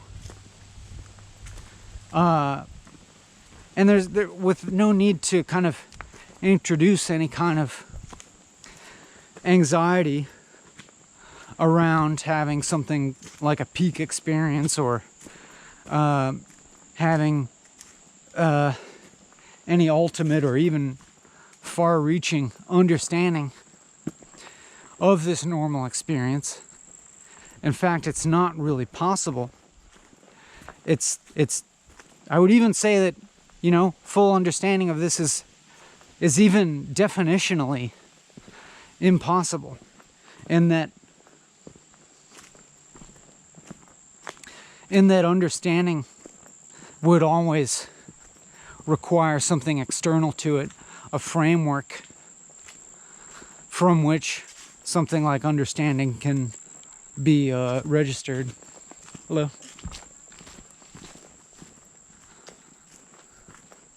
That it always implies one particular orientation in a vast field of possibilities of all other possible orientations, that to understand is necessarily to divide.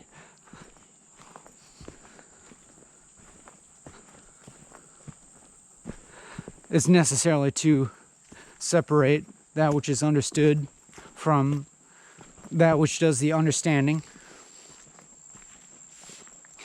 Which is why I feel like I want to say that metaphysics is this continual whole. I mean, even like positing it as a field, or the existence of it as a field or as a pursuit,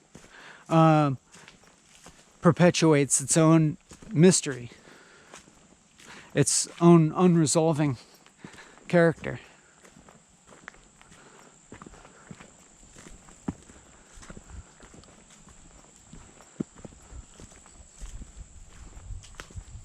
But then again, you can't really not posit it. You can't really not think about it. It's like, to the extent that because it's like this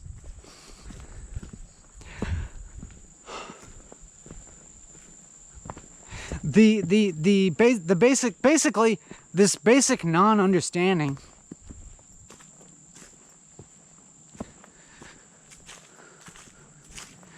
this unresolved and paradoxical nature of reality is essentially the same as the tautology of it is what it is. It is what it is necessarily true. It's definitionally true because it's tautological. There's no, it's 100% true to say it is what it is, and it's also saying nothing. You know, it has zero explanatory power, but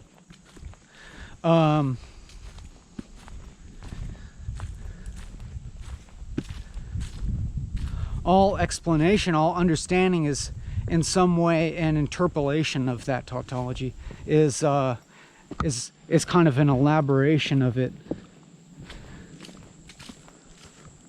not outside of itself, not onto some other thing, but within itself. It's just it's like complexifying itself. What understanding is one partial aspect of a convoluted version of it is what it is. Not necessarily convoluted and with a negative implication, with a negative judgment, but a complexified version of it is what it is. And understanding is like, you know, one point in a matrix of relation having a correspondence to another point in a matrix of relation, but still both of those points being essentially expressions of the same point. Where if we want to think about this geometrically, and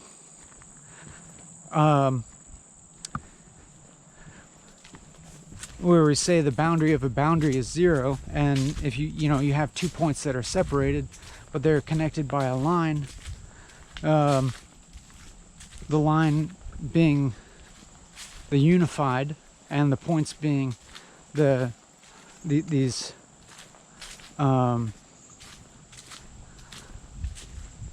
the numerous, you know, the enumerated expressions of that line. But then again, the line also being totally definable by those 2 points.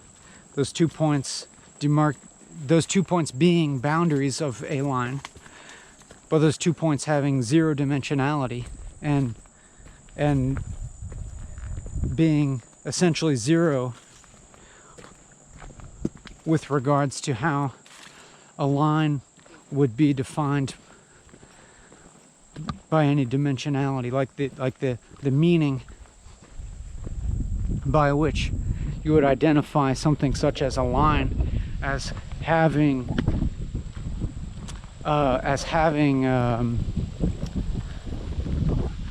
qualities, to the extent that the line has a quality, it can be measured by the points. But then the points by that same measure of quality do not have that quality. They're, you know, one-dimensional or zero-dimensional, depending on how you want to think about it. I guess zero-dimensional, really.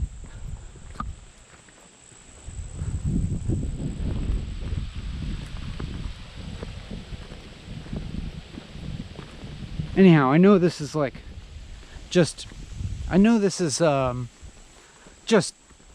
drifting and is increasingly incoherent to you.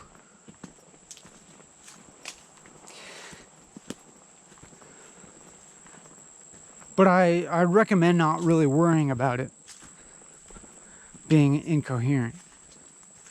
Like, I would recommend, and investigating that incoherency. Is that really possible, or is there a sense of bewilderment that is in fact overwhelming and totalizing? I'm not sure. I mean, if one could have a cognition of something nameable as bewilderment, then it would seem to imply that there is some form of the opposite of bewilderment, that is like a certain knowing or identifying or naming, or something that would suggest a type of order, to be able to say something like bewilderment, or to be able to identify something like a totalizing bewilderment.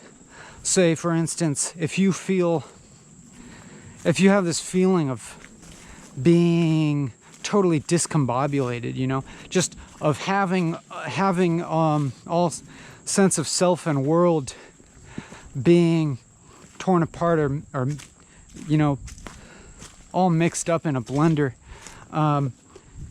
to where existence feels totally chaotic and like a type of wilderness, or kind of totally unsensible, or not having the possibility of being made sense of, you know. Which, like, I guess I would say that I'm beginning to have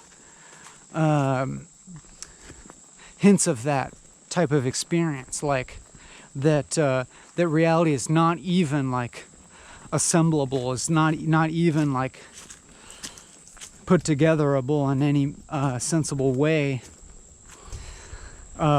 That it is a totalizing bewilderment, but even then, maybe I would say that even in that there could be said to be a type of order, perhaps, or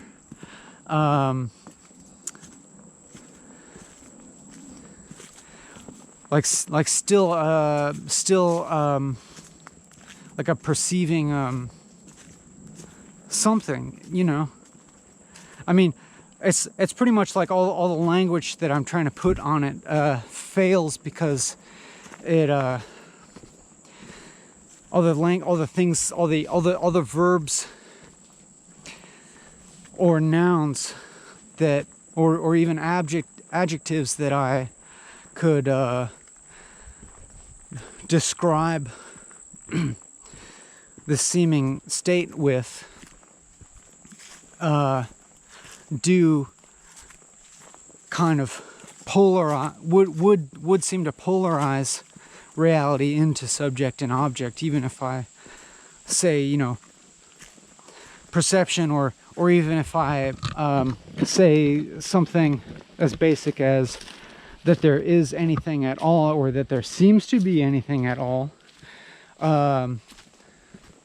because at the same time it's like the opposite of that seems equally plausible, that there is nothing at all, that there isn't even anything that seems, or something. But then, you know, even saying that, it's like, even contained in that, there's like this obvious paradox of like, oh, there's still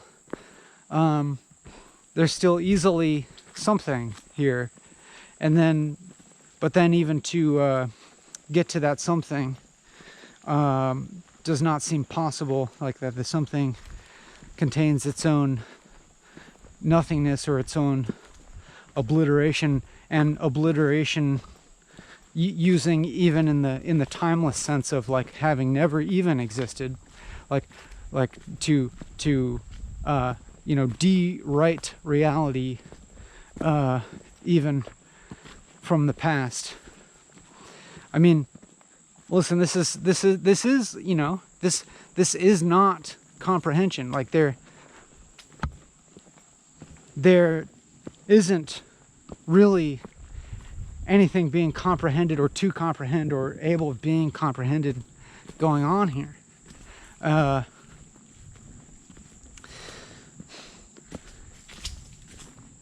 But on the same token, it's like there's still this, I guess, you know, I can't really speak it. I can't really say it. But if I'm gonna attempt anyways, I'm going to insufficiently attempt. I'm going to failingly attempt to speak it and say that there's this like, this resounding okayness about this. That, I mean, like I said before, like, it is what it is. Like, there's this resounding tautology of things that, you know, I want to say, I felt tempted just now to say is just completely beautiful, and then I censored myself from uttering a unqualified beautiful, probably predicting a type of movement of thought that where if I had described things as being unqualifiedly beautiful, then the opposite of that would immediately make itself apparent, or that the dualistic action of such a descriptor would, in a sense, do a type of damage to reality. But it's not really damage. There's not anything really that can be damaged in that sense.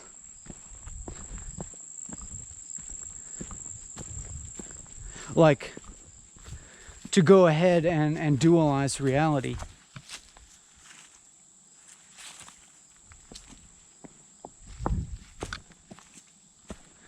Does not really damage anything. It's still just reality, you know? It can't be hurt or helped. To go ahead and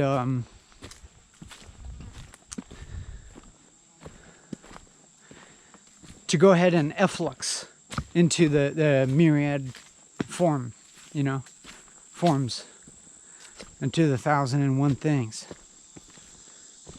It doesn't hurt or help anything.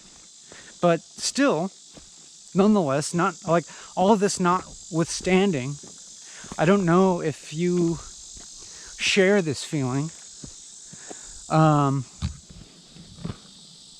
but I feel this very deep calm or something like that, like calmness, extended deepness to where rather than calmness being exactly, or peace, you could also say, like calmness or peace or tranquility or whatever, or sense of well-being,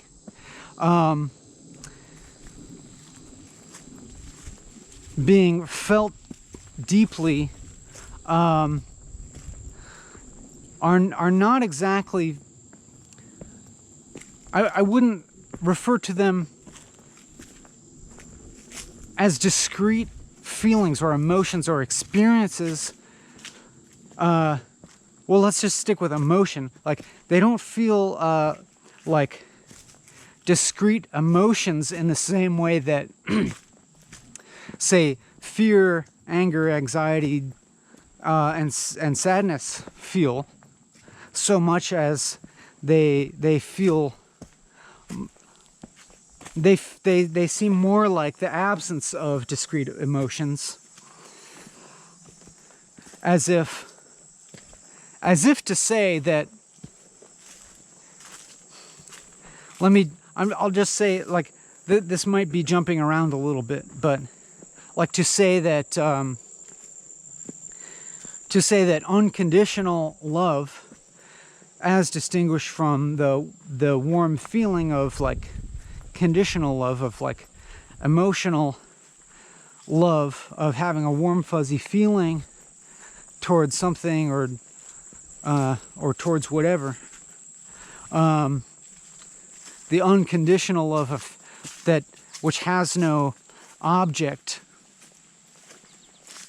is better described as actually the background of reality, as the substance of, as unconditional love being more a description of the substrate of reality, and in such, you know, containing all of the shit that, you know, you would categorize as good and bad, and, you know, you would categorize as conditional love or hatred or suffering, etc. And so thinking about tranquility or peace,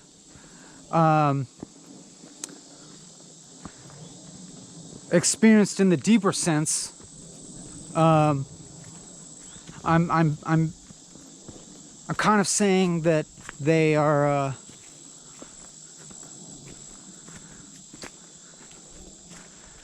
more akin to the more akin to like a deep connection to reality than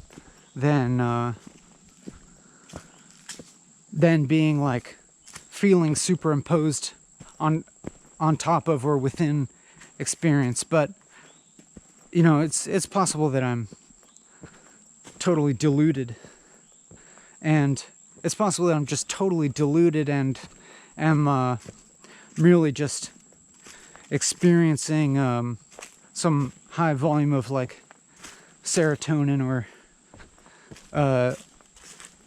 some related neurochemical state that has to do with doing this thing for a long time, you know? I mean, that's a way of describing it too. Like, that's sort of a objectivist, materialist way of describing what's going on, is in terms of the neurology, and then you can link the neurology with the behavior that is occurring and with the perceived changes in subjective feeling state, etc. But then again, it's like trying to center ourselves most within that subjective feeling state, and attempting to, at least making the attempt of describing reality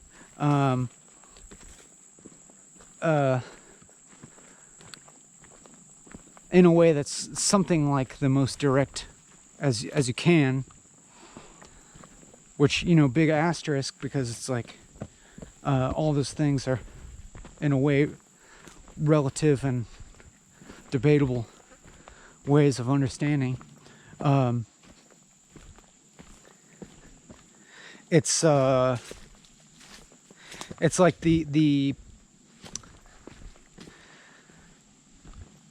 those types of materialist, those materialist ways of talking about the world do in a way get kind of emptied out, or harder and harder to use, in a sense, as like just experientially. It's like the boundaries that the language is made of become more dissolute.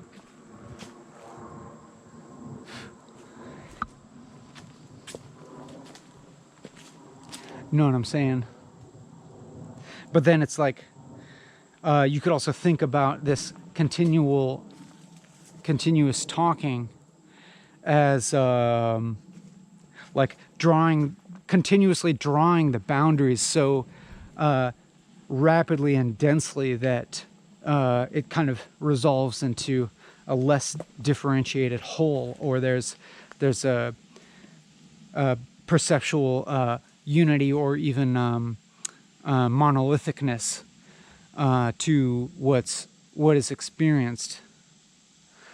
You know what I'm saying? Like, if you like, I would venture to guess that you have become aware of a more overarching quality to this experience that is maybe in some sort of ways like an amalgamation of everything that's being said and all the little relative meanings that are being put forth, and that there is kind of this amalgamated whole that is sort of being illustrated by all this minutiae, all these rapidly all these small relative meanings that are being thrown out there and continually kind of relating and referencing each other, that there's this emergent experience that is one that maybe is harder to describe in language, I would guess. But then maybe again, like, we can keep describing it in language, and in that sense, like, keep propagating this network of meanings. It's and in my head, I think about the way I think of this propagation of meaning in the linguistic sense as being analogous, at least, to the way that reality propagates and manifests as this, you could say, creative force. I mean, like, as evidenced by the movement of time, you know, that there exists the manifest and the unmanifest, and the unrealized potential of the future, and, you know, what the present is as being this nexus of the creative force of reality, of the universe. And so it's like kind of linguistically creating this mini universe here in this video. It's kind of one way I think I could think about this. And if it feels really fun in that regard.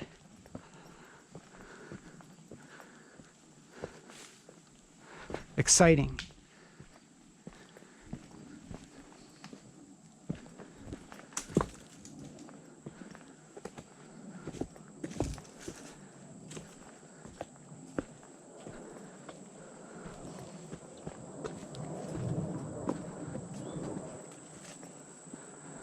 And it's and also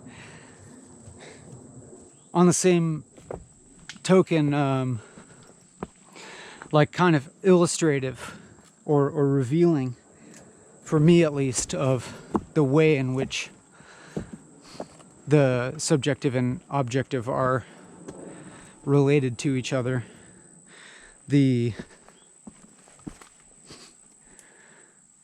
don't know, that in the way that subjective and objective seem to keep modulating each other. As in, I mean, we could just say that, like, if we want to think of, I've said something and then that something becomes reality in the sense that it's at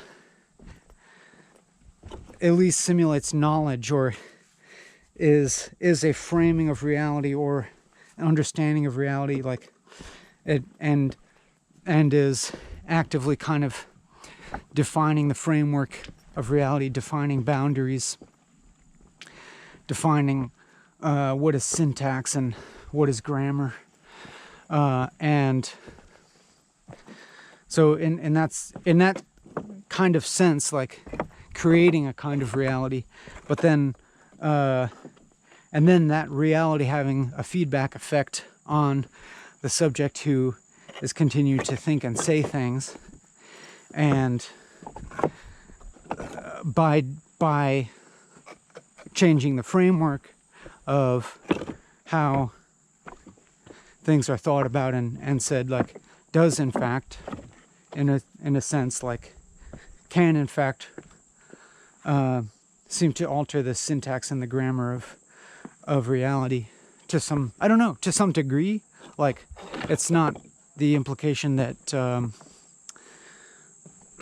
the individuated subjectivity can magically alter, for instance, the objective world without any constraints, but within certain constraints can to the extent that subjectivity is real at all, then things like decisions issue forth and become manifest in the objective world.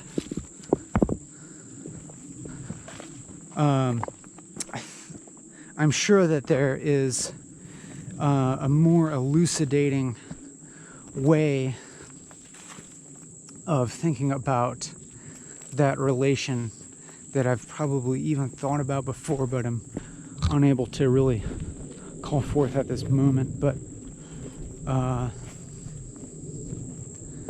yeah, like the question of why does it seem that the subjective individual has some influence over the objective world, but not total? Or even, why does it even seem like the totality of subjectivity in the world does not have a totalizing power over the objective? Or does it, if we extend the concept of subjectivity to everything, and think of subjectivity as one inherent aspect that exists throughout all of existence?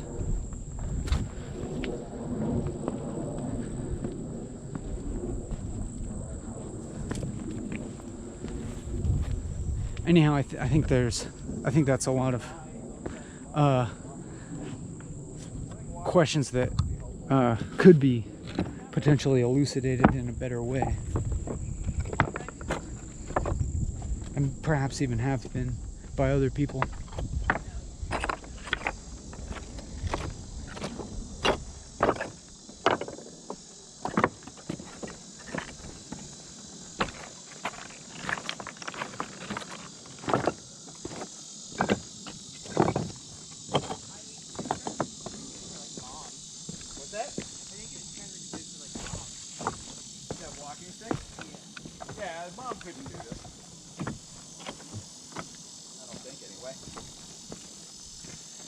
How's it going? Good, how you doing?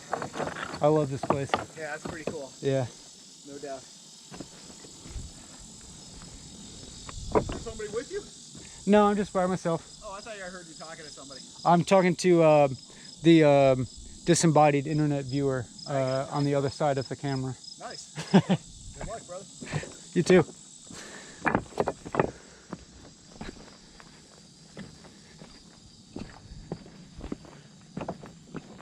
I didn't mean to call you disembodied. I didn't mean that.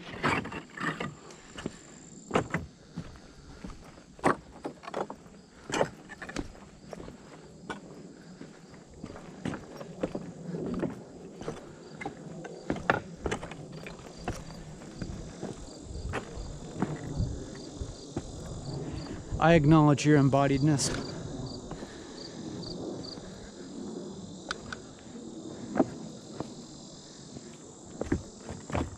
I mean, assuming you want that.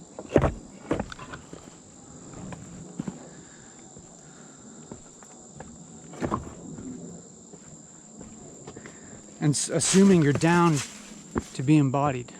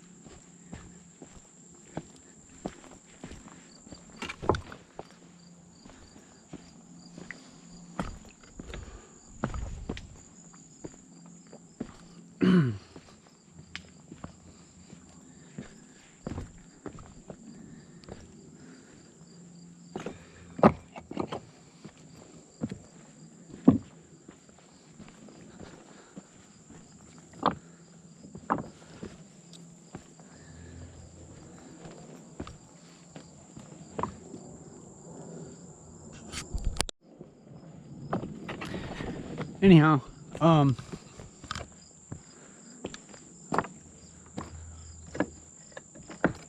to keep going here,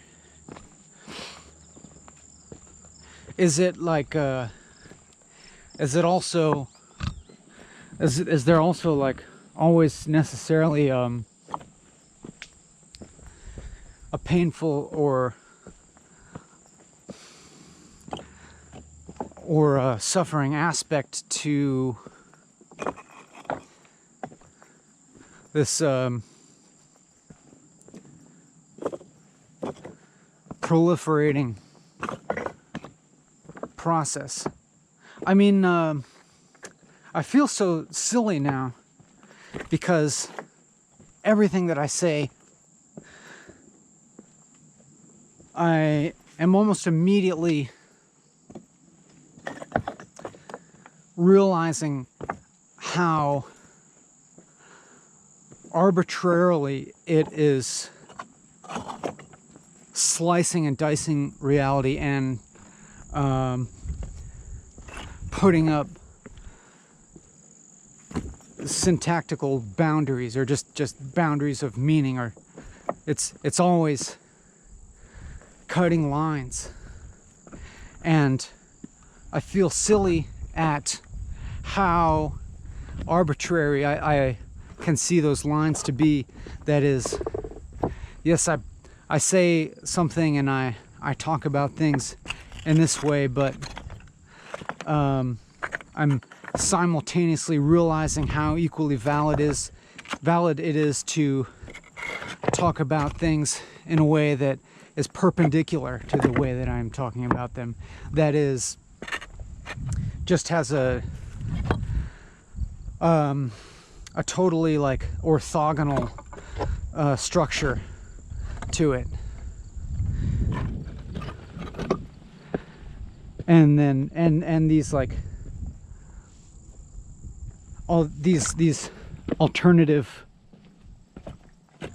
shapes of reality kind of like presenting themselves simultaneously. And so it's like the thing that I'm trying to say starts to feel undermined, but at the same time not always, because this phenomenon that I'm describing right now, at least for the duration that I was describing it, it did maintain its status as being a relevant descriptor of this unfolding process of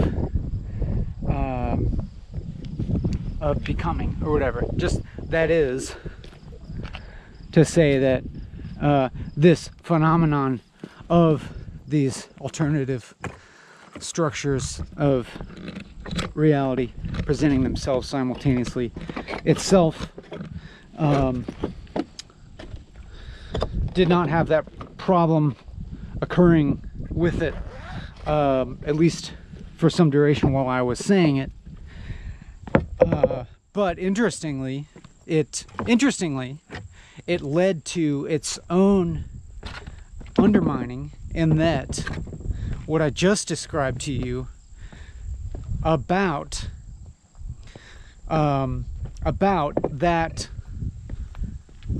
that conceptual framework having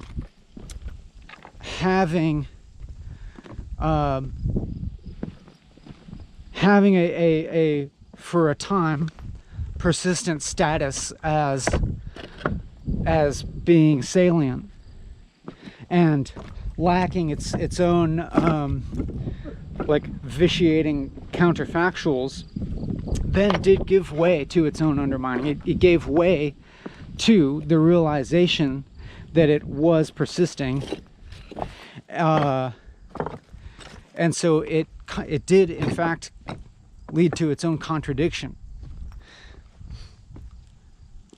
which paradoxically, to continue the paradox, lends consistency to what it was saying, lends consistency to the phenomenon of these proliferating conceptual frameworks continually kind of giving rise to their opposites. I mean, maybe that's a little bit different than their orthogonal conceptual frameworks.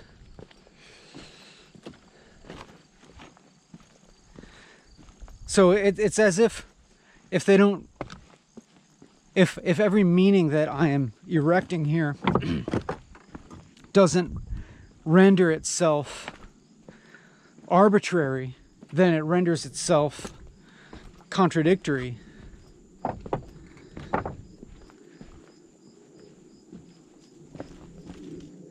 Or self-contradicting, like as long as it is really continued, as long as the train of thought is followed to its logical endpoint, the logic vitiates itself and becomes absolutely, perfectly illogical.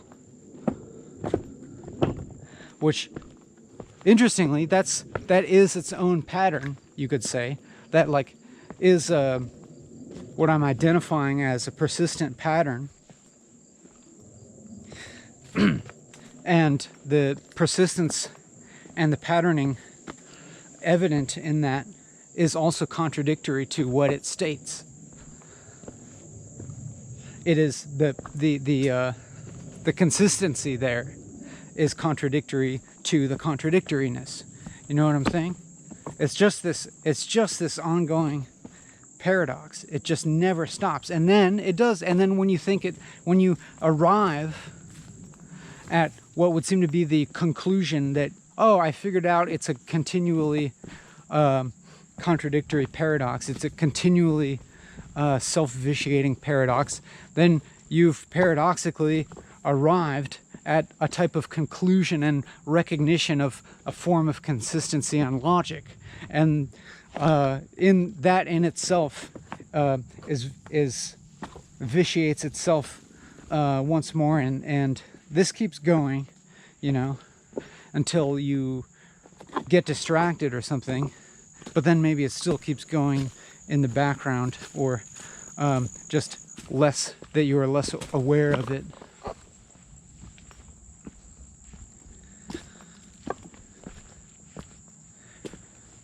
You know, just like, just a big long WTF, a big convoluted WTF.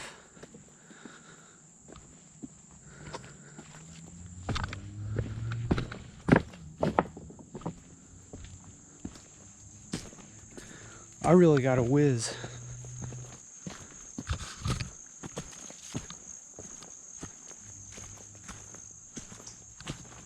I suppose I'll stop the recording for that.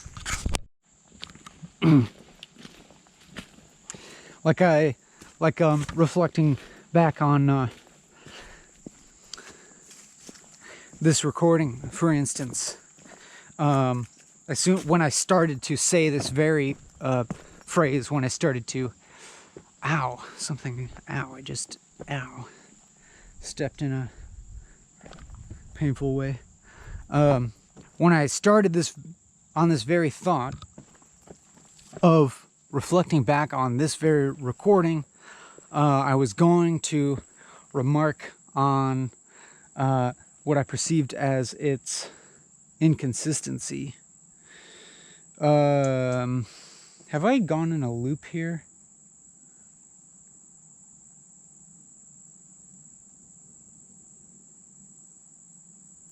Whoa, I think I just inadvertently made a huge loop. I think I just made a huge loop inadvertently. But it's fine, actually.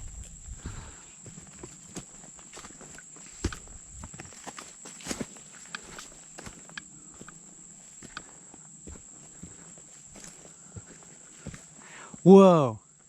I just, you know, just an aside here, just geographically, I've just made the biggest, loop in where I'm walking that I could possibly have made.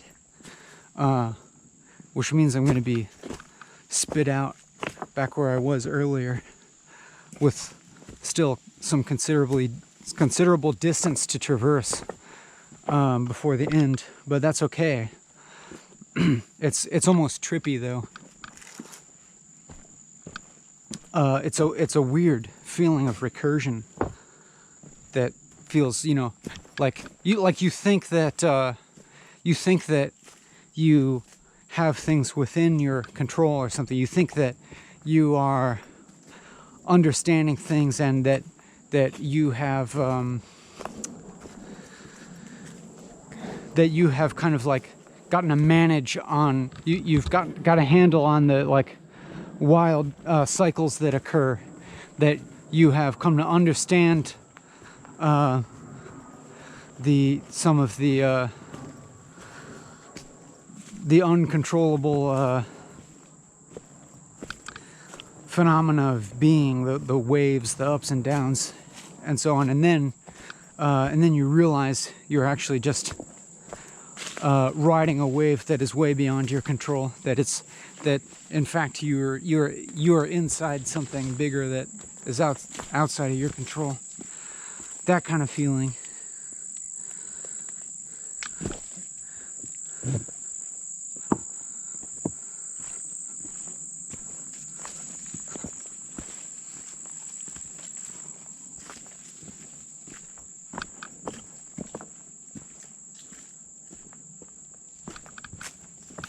But like I was saying, I was reflecting back on the nature of this video and going to remark on the inconsistency of it.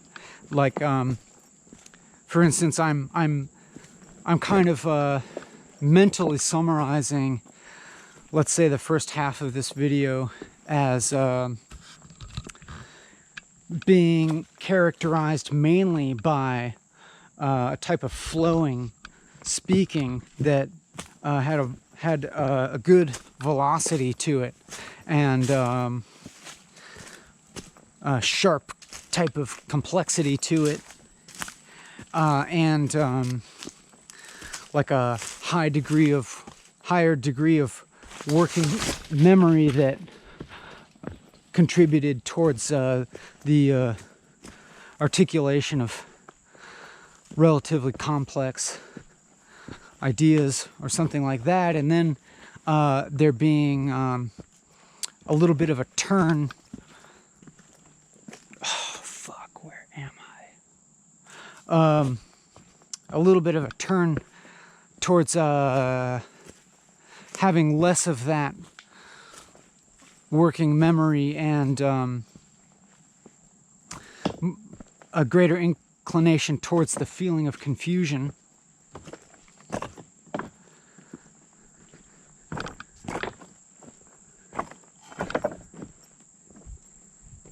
And but then persisting in that relative sense of confusion towards, in a way, what could be sort of like an apogee of confusion, wherein there's what could be described as a more profound sense of discombobulation,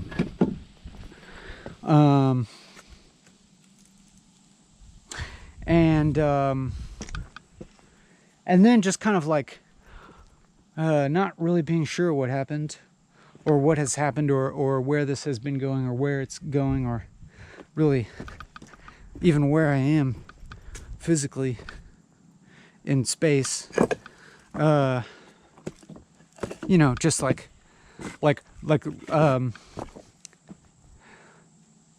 epistemic and metaphysical confusion leaking out into the formerly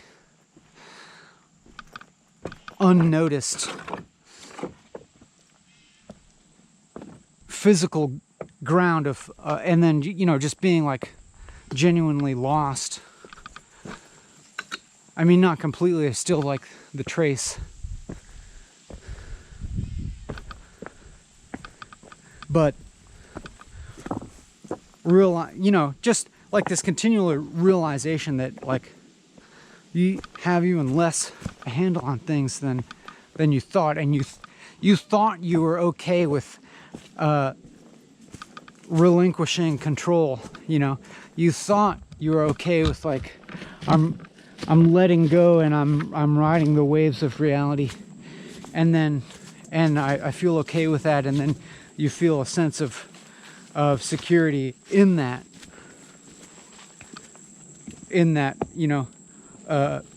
being able to like accept the insecurity or something, and then it's like no, actually you're even less secure than that. Like you're not even, you can't even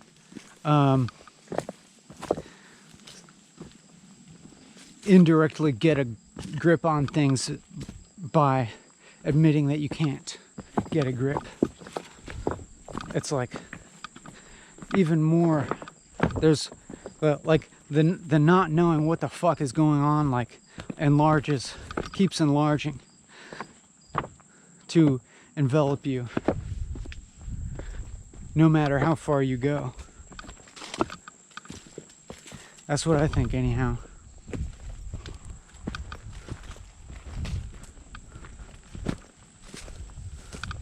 Because I don't know where the fuck I am now, or which way to go.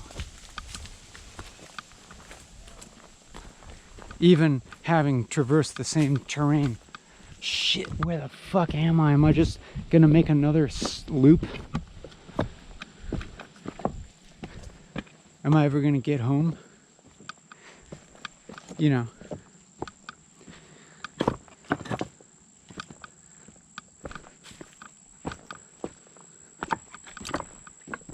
I'm not really sure. I don't know where I am.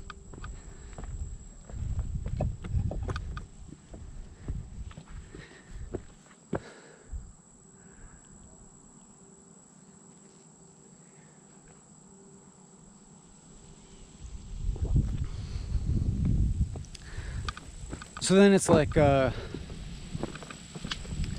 don't know.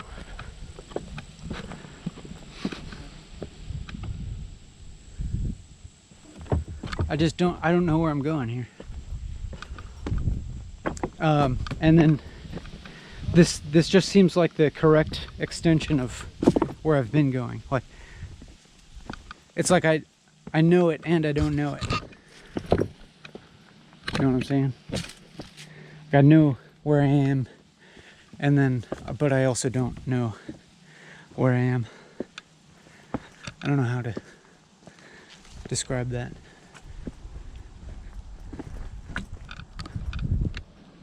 Hi.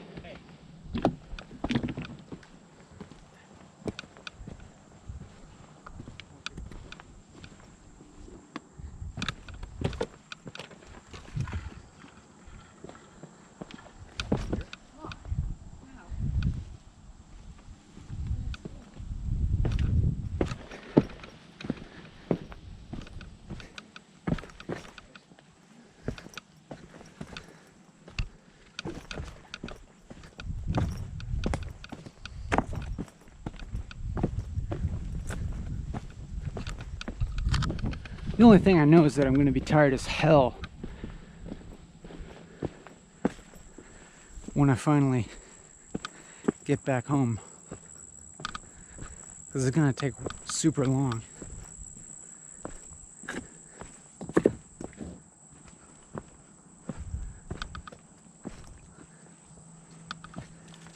But then that's nice, you know? Like, it's like I can simultaneously look at my own anxiety around having turned myself around somehow, having inadvertently gone in a loop,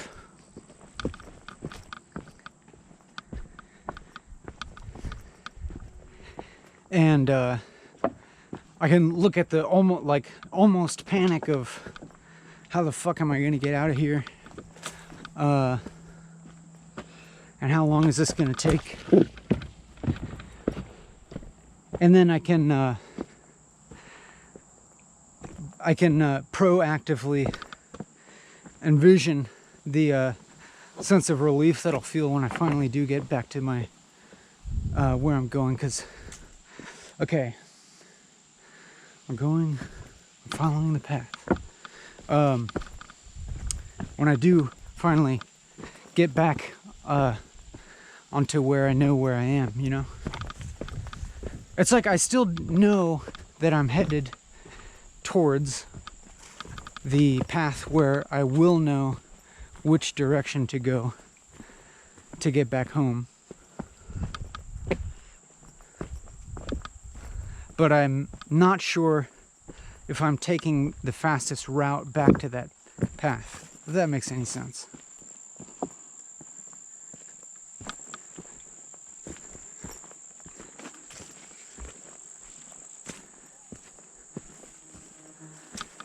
And I'm just trying to avoid inadvertently making another loop like the one that I've done already.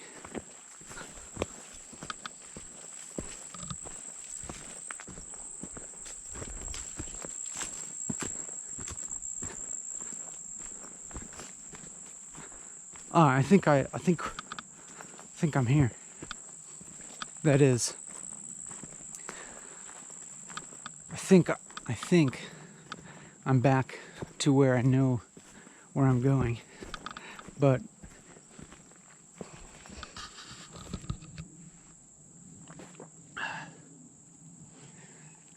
it is actually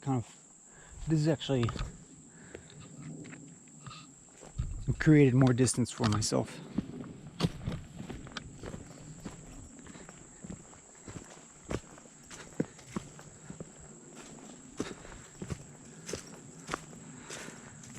And then it's like I definitely feel like I'll include all this. Like this is part of this, you know, where the practical enters into the equation, where practical, real world, where a problem becomes concrete, you know, the problem of being physically, let's just say, an obstacle towards there arrives some kind of obstacle towards having one's needs met, you know. There being a significant distance between myself and food.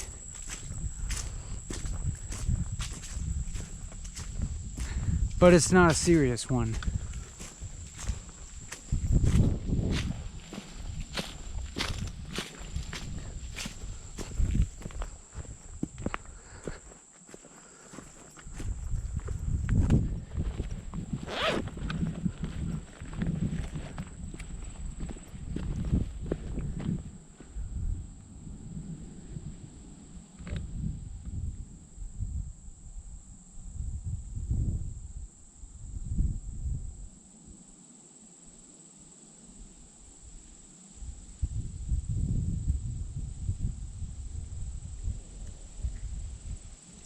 Pardon me. I'm actually looking at my phone just to give myself a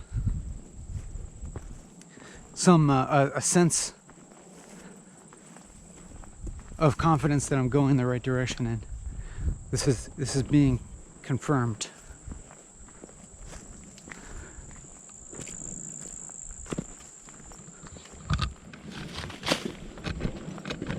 So that I can now focus on less earthly concerns, less worldly matters.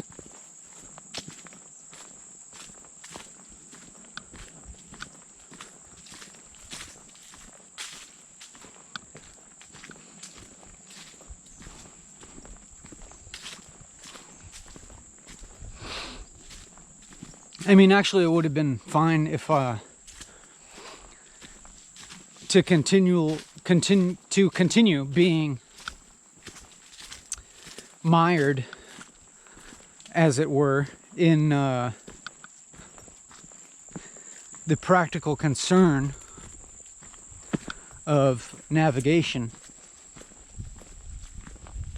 in the sense that, as I said before, as I said recently, that the bewilderment, the gulf of unknowing, does expand to engulf you no matter how far you get. And in that sense, we're never really closer or farther to the truth if it's infinitely far away. You know what I'm saying? Like if I'm just lost and trying to figure out where I'm going, there's a sense in which that's not that different than being like metaphysically lost, epistemically lost, ontologically lost, whatever. Don't worry about the big words. They're just like, they're stupid ways of saying stupid things.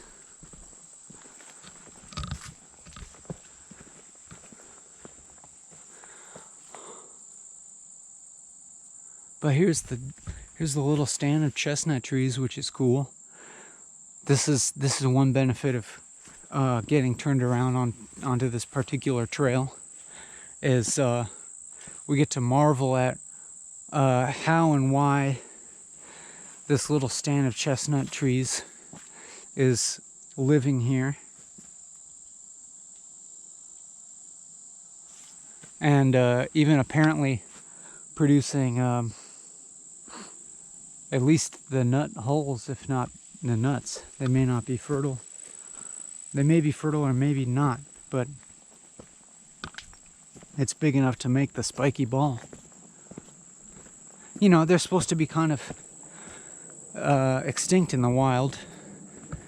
This is a tree that's like effectively extinct in North America in the wild, and here it is. It doesn't seem like this would be a place where there was once a farm. I don't think there was once a farm here, because it's on the tippy top of a mountain.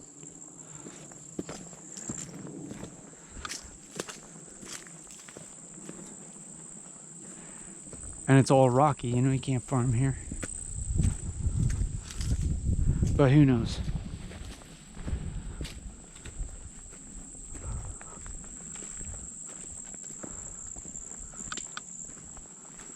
It's I'm perceiving all these particular details of my environment and my situation kind of creeping in as a form of damage, a form of damage to the procedure, as you know, it would have been conceived as existing in a certain protected space, a space that's protected from most practical concerns and isolated from most social concerns, interpersonal concerns, other than between what's between you and me. But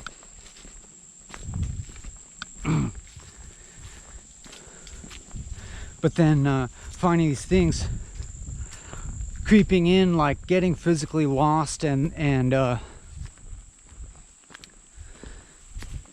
finding myself talking about the particularities of my environment that are different from yours, and little details like there being chestnut trees, etc.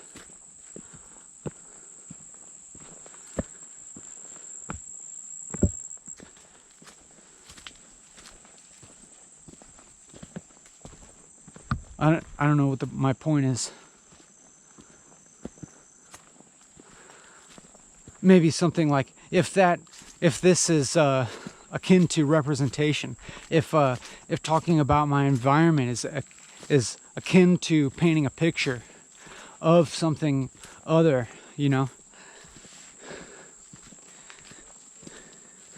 like if this is analogous to representational painting or something, to talk about what I'm seeing.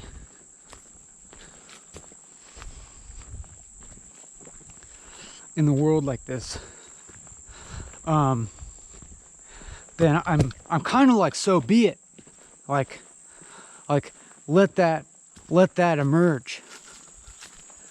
Don't run away from it.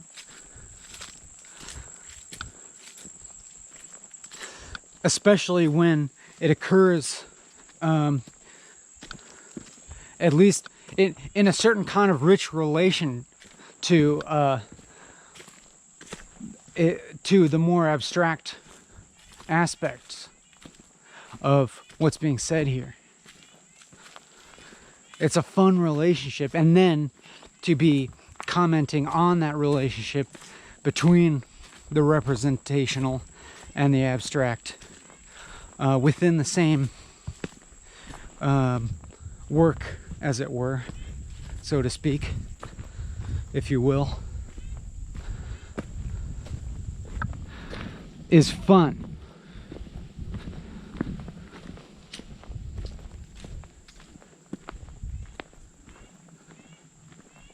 It's fun. It's fun that I'm exploring figuration and abstraction in this recording.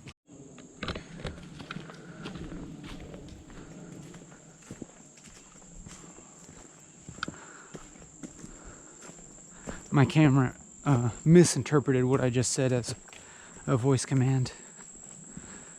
That is funny to me.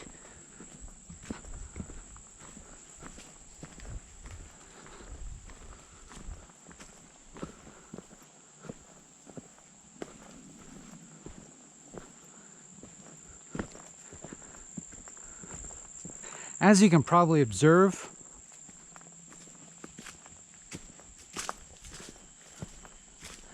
my attentional capacity is ebbing, or is it waning? See, I can't even remember now. But you get the point. But maybe it isn't.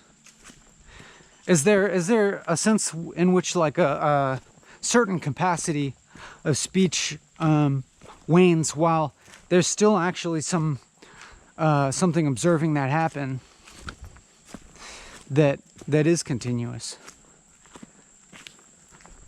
It's in a certain way, it's like just this activity that spans all of it. Just this activity of walking and talking and having this being recording this continuously, like that seems to me like it is, in fact, like instantiating like this other layer of attention, or even if it's not necessarily completely my attention, it's at least like conceptually a container that contains all of this, that contains all of what would be my and your attention and distraction, and all in my of your interest or disinterest or enjoyment or boredom. And just in creating that kind of conceptual container for all of that is kind of interesting to me, even it containing aspects that feel like they're getting out of my control, or getting beyond my control, of actually getting partially lost, getting tired and hungry, and so on and so forth. And it does keep somehow like encourage this continues to encourage me to like look at all of these phenomena together, like look at all of them as having something to do with each other, like, and when you look at them like that, they do have something to do with each other, and that's interesting. INNERESTING.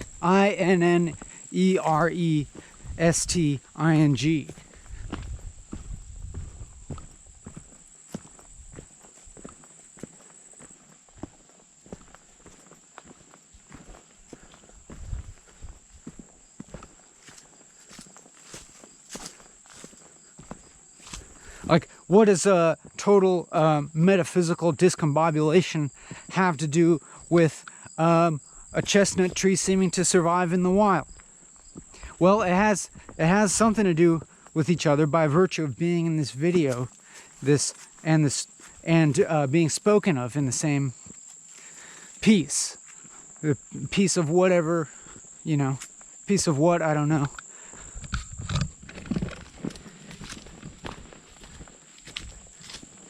They have something to do with each other.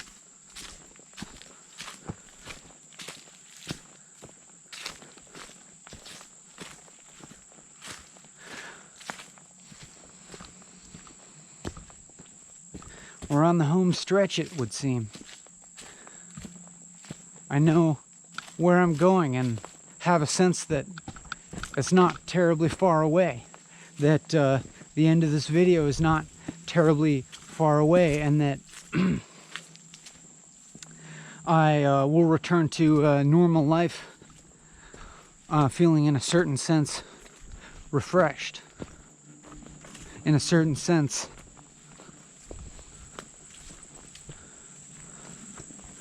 fortified,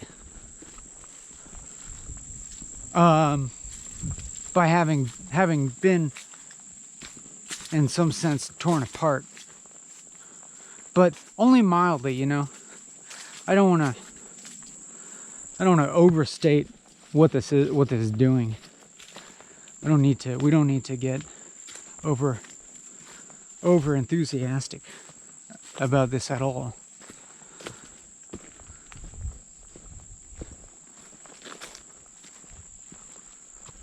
There's no need to get excited here. It's just walking and talking. You could do this, you know. I mean, maybe in a sense it wouldn't have exactly the same meaning for you in that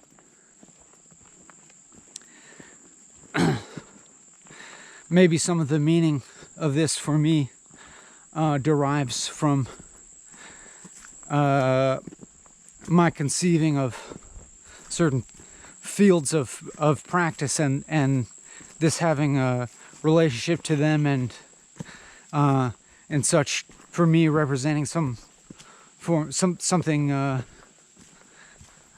a unique form of practice or something, but then at the same time it being also so closely intertwined with the normal experience that I keep talking about, that that we keep talking, just talking, like well, do it. You could do this, and maybe it would in some sense be divorced for you from any from as much of an identity building activity or something. If you don't feel, if you feel for some reason like you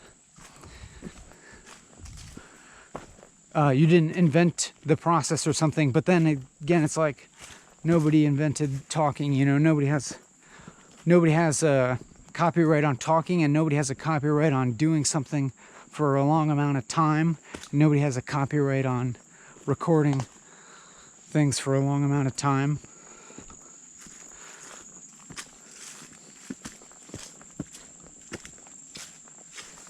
I mean, I do recommend, like, and how I was talking about how it's arbitrary in a way, but you know, doing something for a long amount of time, something that has certain constrictions around it, that you have to do a certain thing continually and not do other certain things, you know, that in a way that has at least some amount of challenge to you, presents some amount of challenge to you. It's like the challenge, I don't know, I'm gonna stop being so prescriptive here. Do whatever you want, is my advice.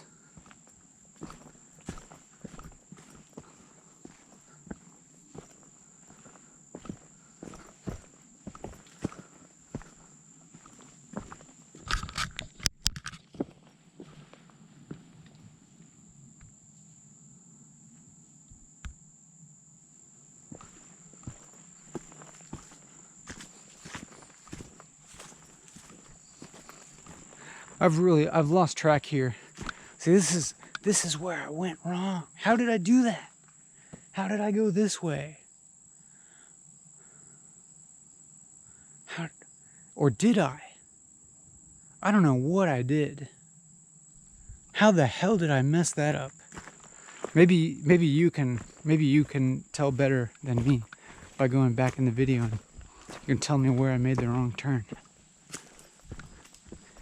If it was there, I feel like an idiot.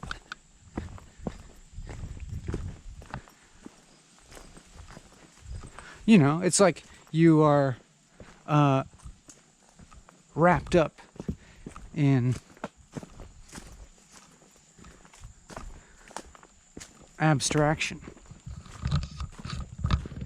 which is, and then, but it is fun, believe me, to get that wrapped up in something that you lose track of practical matters.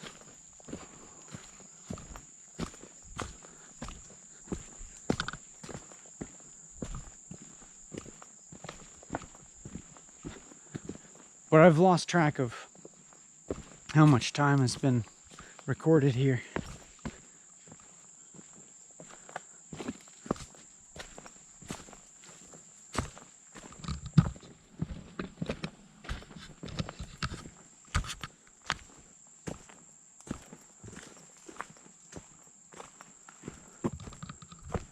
So maybe I will just kind of go until the end of the path.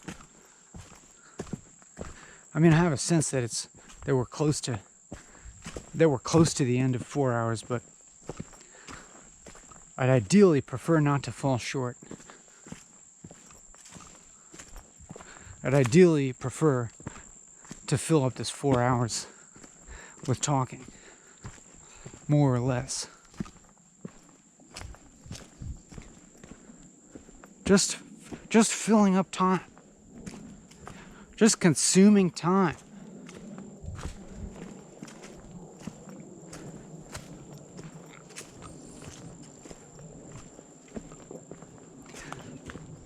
Try it, you know?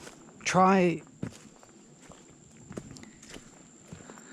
throwing away your life. It's great. It feels great. Throw away your life into some kind of pointless activity. Just try it out. Who's that?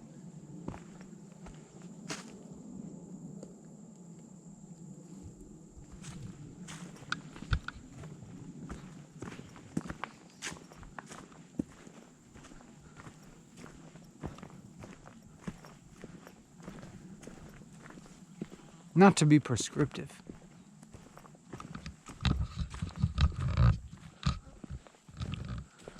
You can, you know, also just go ahead and do. I need to remove myself from this whole way of addressing you.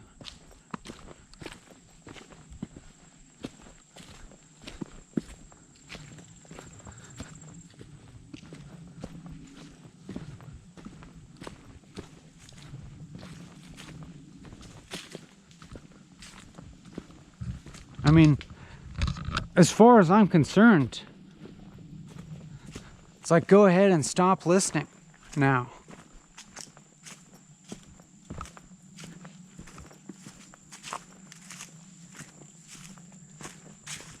Or keep listening.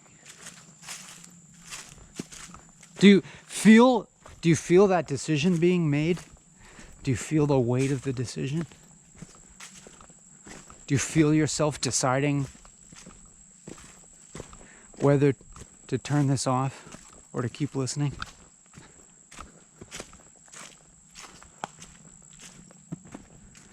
Is that not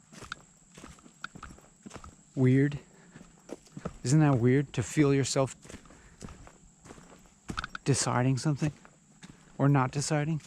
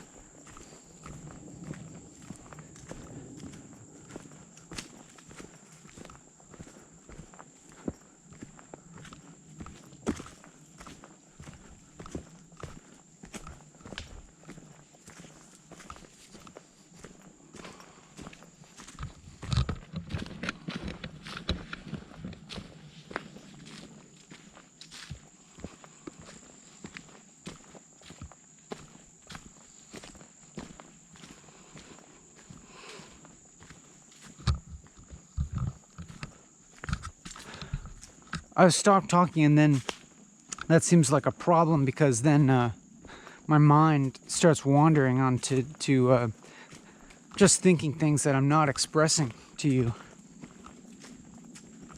And for some reason that seems antithetical to what this is supposed to be.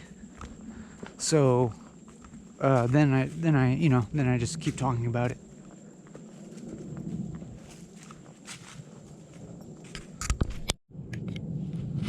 But I'm kind of estimating that there's still about another 15 minutes or so left to go here. And it's funny how lethargic and stupid and pointless this part seems. How like it even like reeks of like some kind of like avant-garde-ism, like standpoint. This like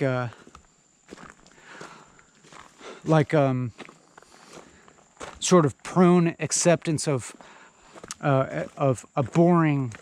producing a boring media, with this implication for you that it would be better for you not to be watching this media, and then, you know, implying that perhaps you should question your reliance or relationship to mediated experience in general, and so forth and so on, and blah blah blah blah.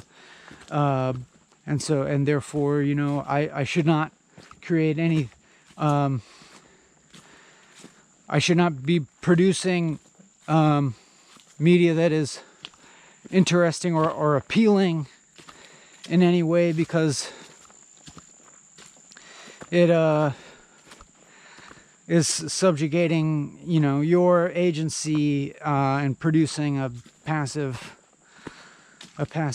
viewer in some sense, and I should be liberating you, viewer, into a more active agent of co-creating our new utopic world in which everyone has a more fully realized agency, and so on and so forth, and blah blah blah. Just saying that this segment of the video had started to reek of that quality to me, by its like, I'm not talking, and then I'm just stating how much longer is left in the video, and really just hammering it home that I'm only just committed to this process and this duration, and that the content is essentially meaningless, and that the material being addressed here is more directly just your relationship, you know, our relationship, our relational dynamic, and the politics of that, and so forth, and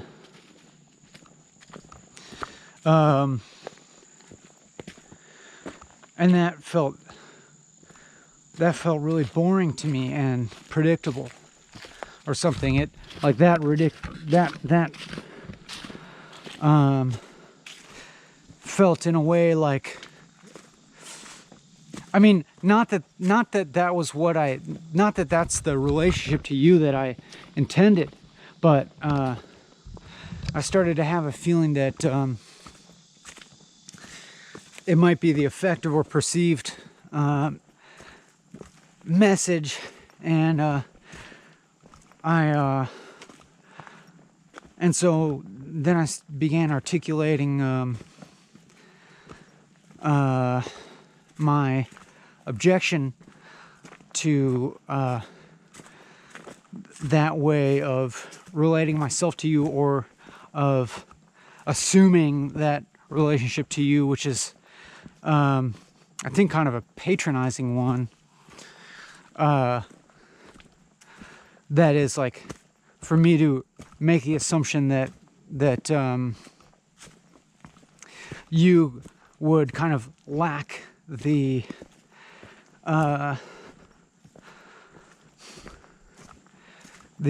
you would kind of like lack the type of self-awareness that would lead you to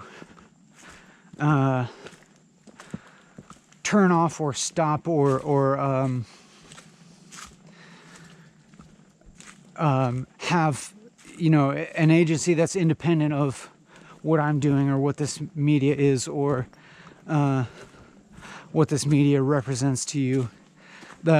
It would be saying that it would be kind of patronizing and condescending of me to assume for myself any sort of position of needing or being able to liberate you and to assume your passivity as a viewer, which in fact I don't really believe in. I actually, in fact, very much respect your position as viewer and don't make any assumptions that of like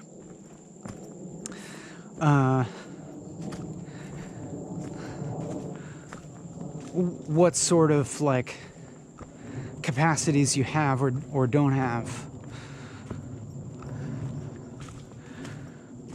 Like, I mean, I pretty much assume anybody like feels the capacity to turn away from this. I mean, probably most people do it instantly, judging from my analytics, which is fine. I mean, it's just like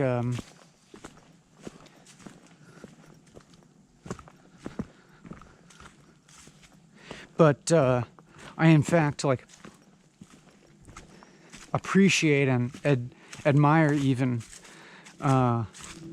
your whatever capacity in you has like allowed you to persist with me like this,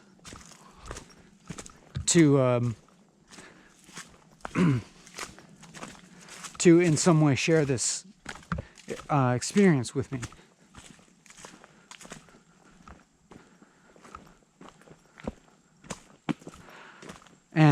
And similarly, I just marvel at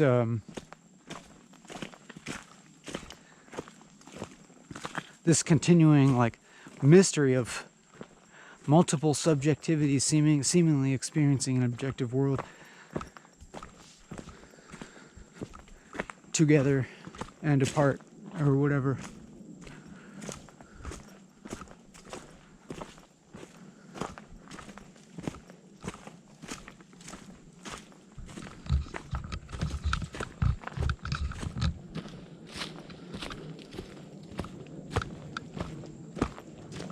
Like that, yeah, just, I mean, I said this before, but just the fact that between you and I there can be any amount of agreeance on anything at all is kind of astonishing.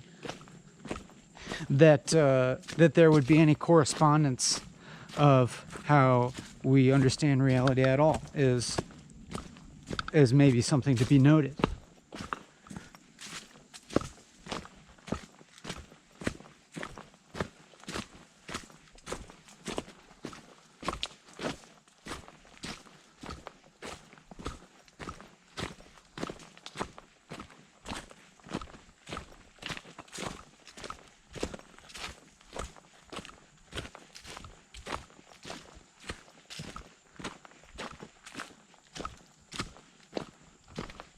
But yeah, as I had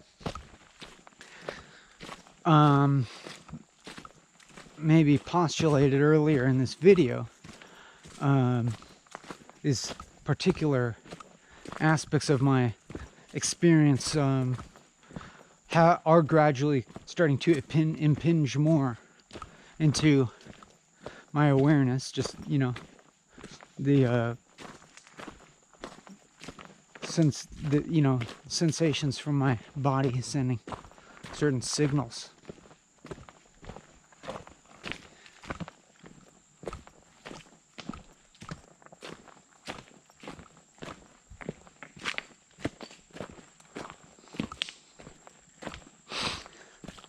And an increased gravity towards sensation or phenomena that are increasingly proclaiming themselves as concrete, and growing a certain gravity well around them that would pull my awareness out of the abstract. Yeah, but then again, it's like there's still plenty of capacity for that abstract. Like, if, like, you know, going into these purported concrete physical sensations, you know, the feelings of my body, signals of tiredness or whatever, still there's some possibility of observing that happening, and still there still being this option of how I frame that experience, like this option of do I kind of react to that as my body feeling tired, or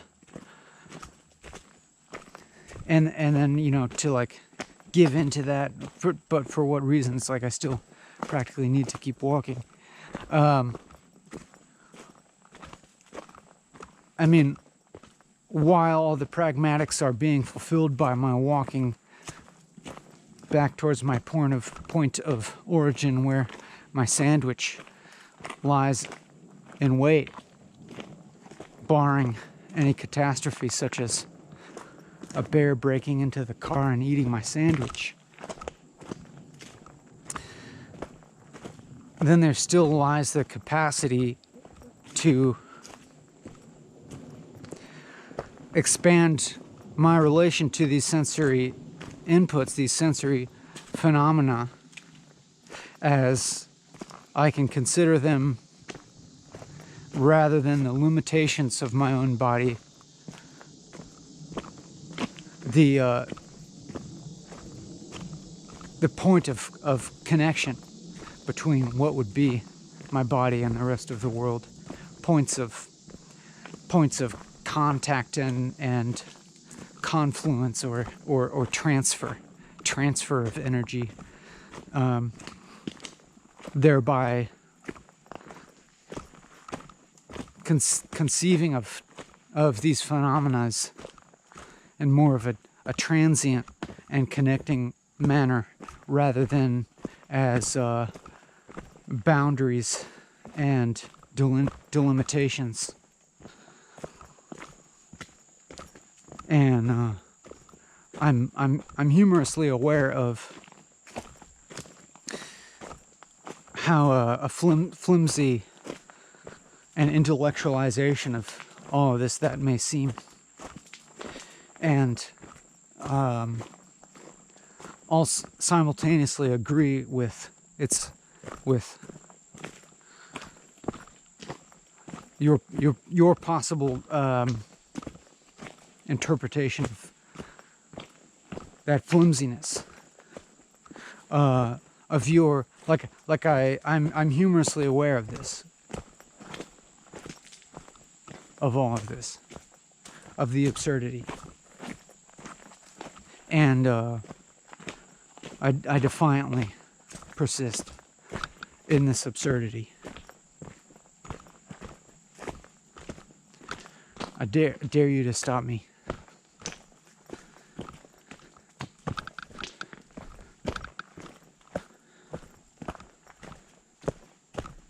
try and stop me.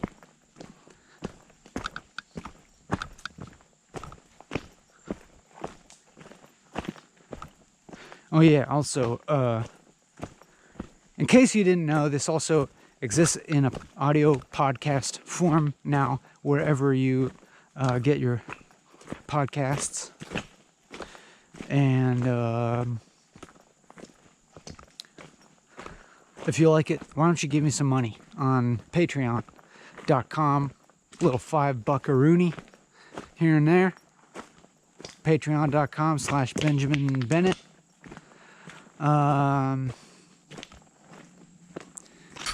What time? I think it's time to go. It's time to let this die for now. Sweet relief for you and for me. Okay, my internet friend. Bye.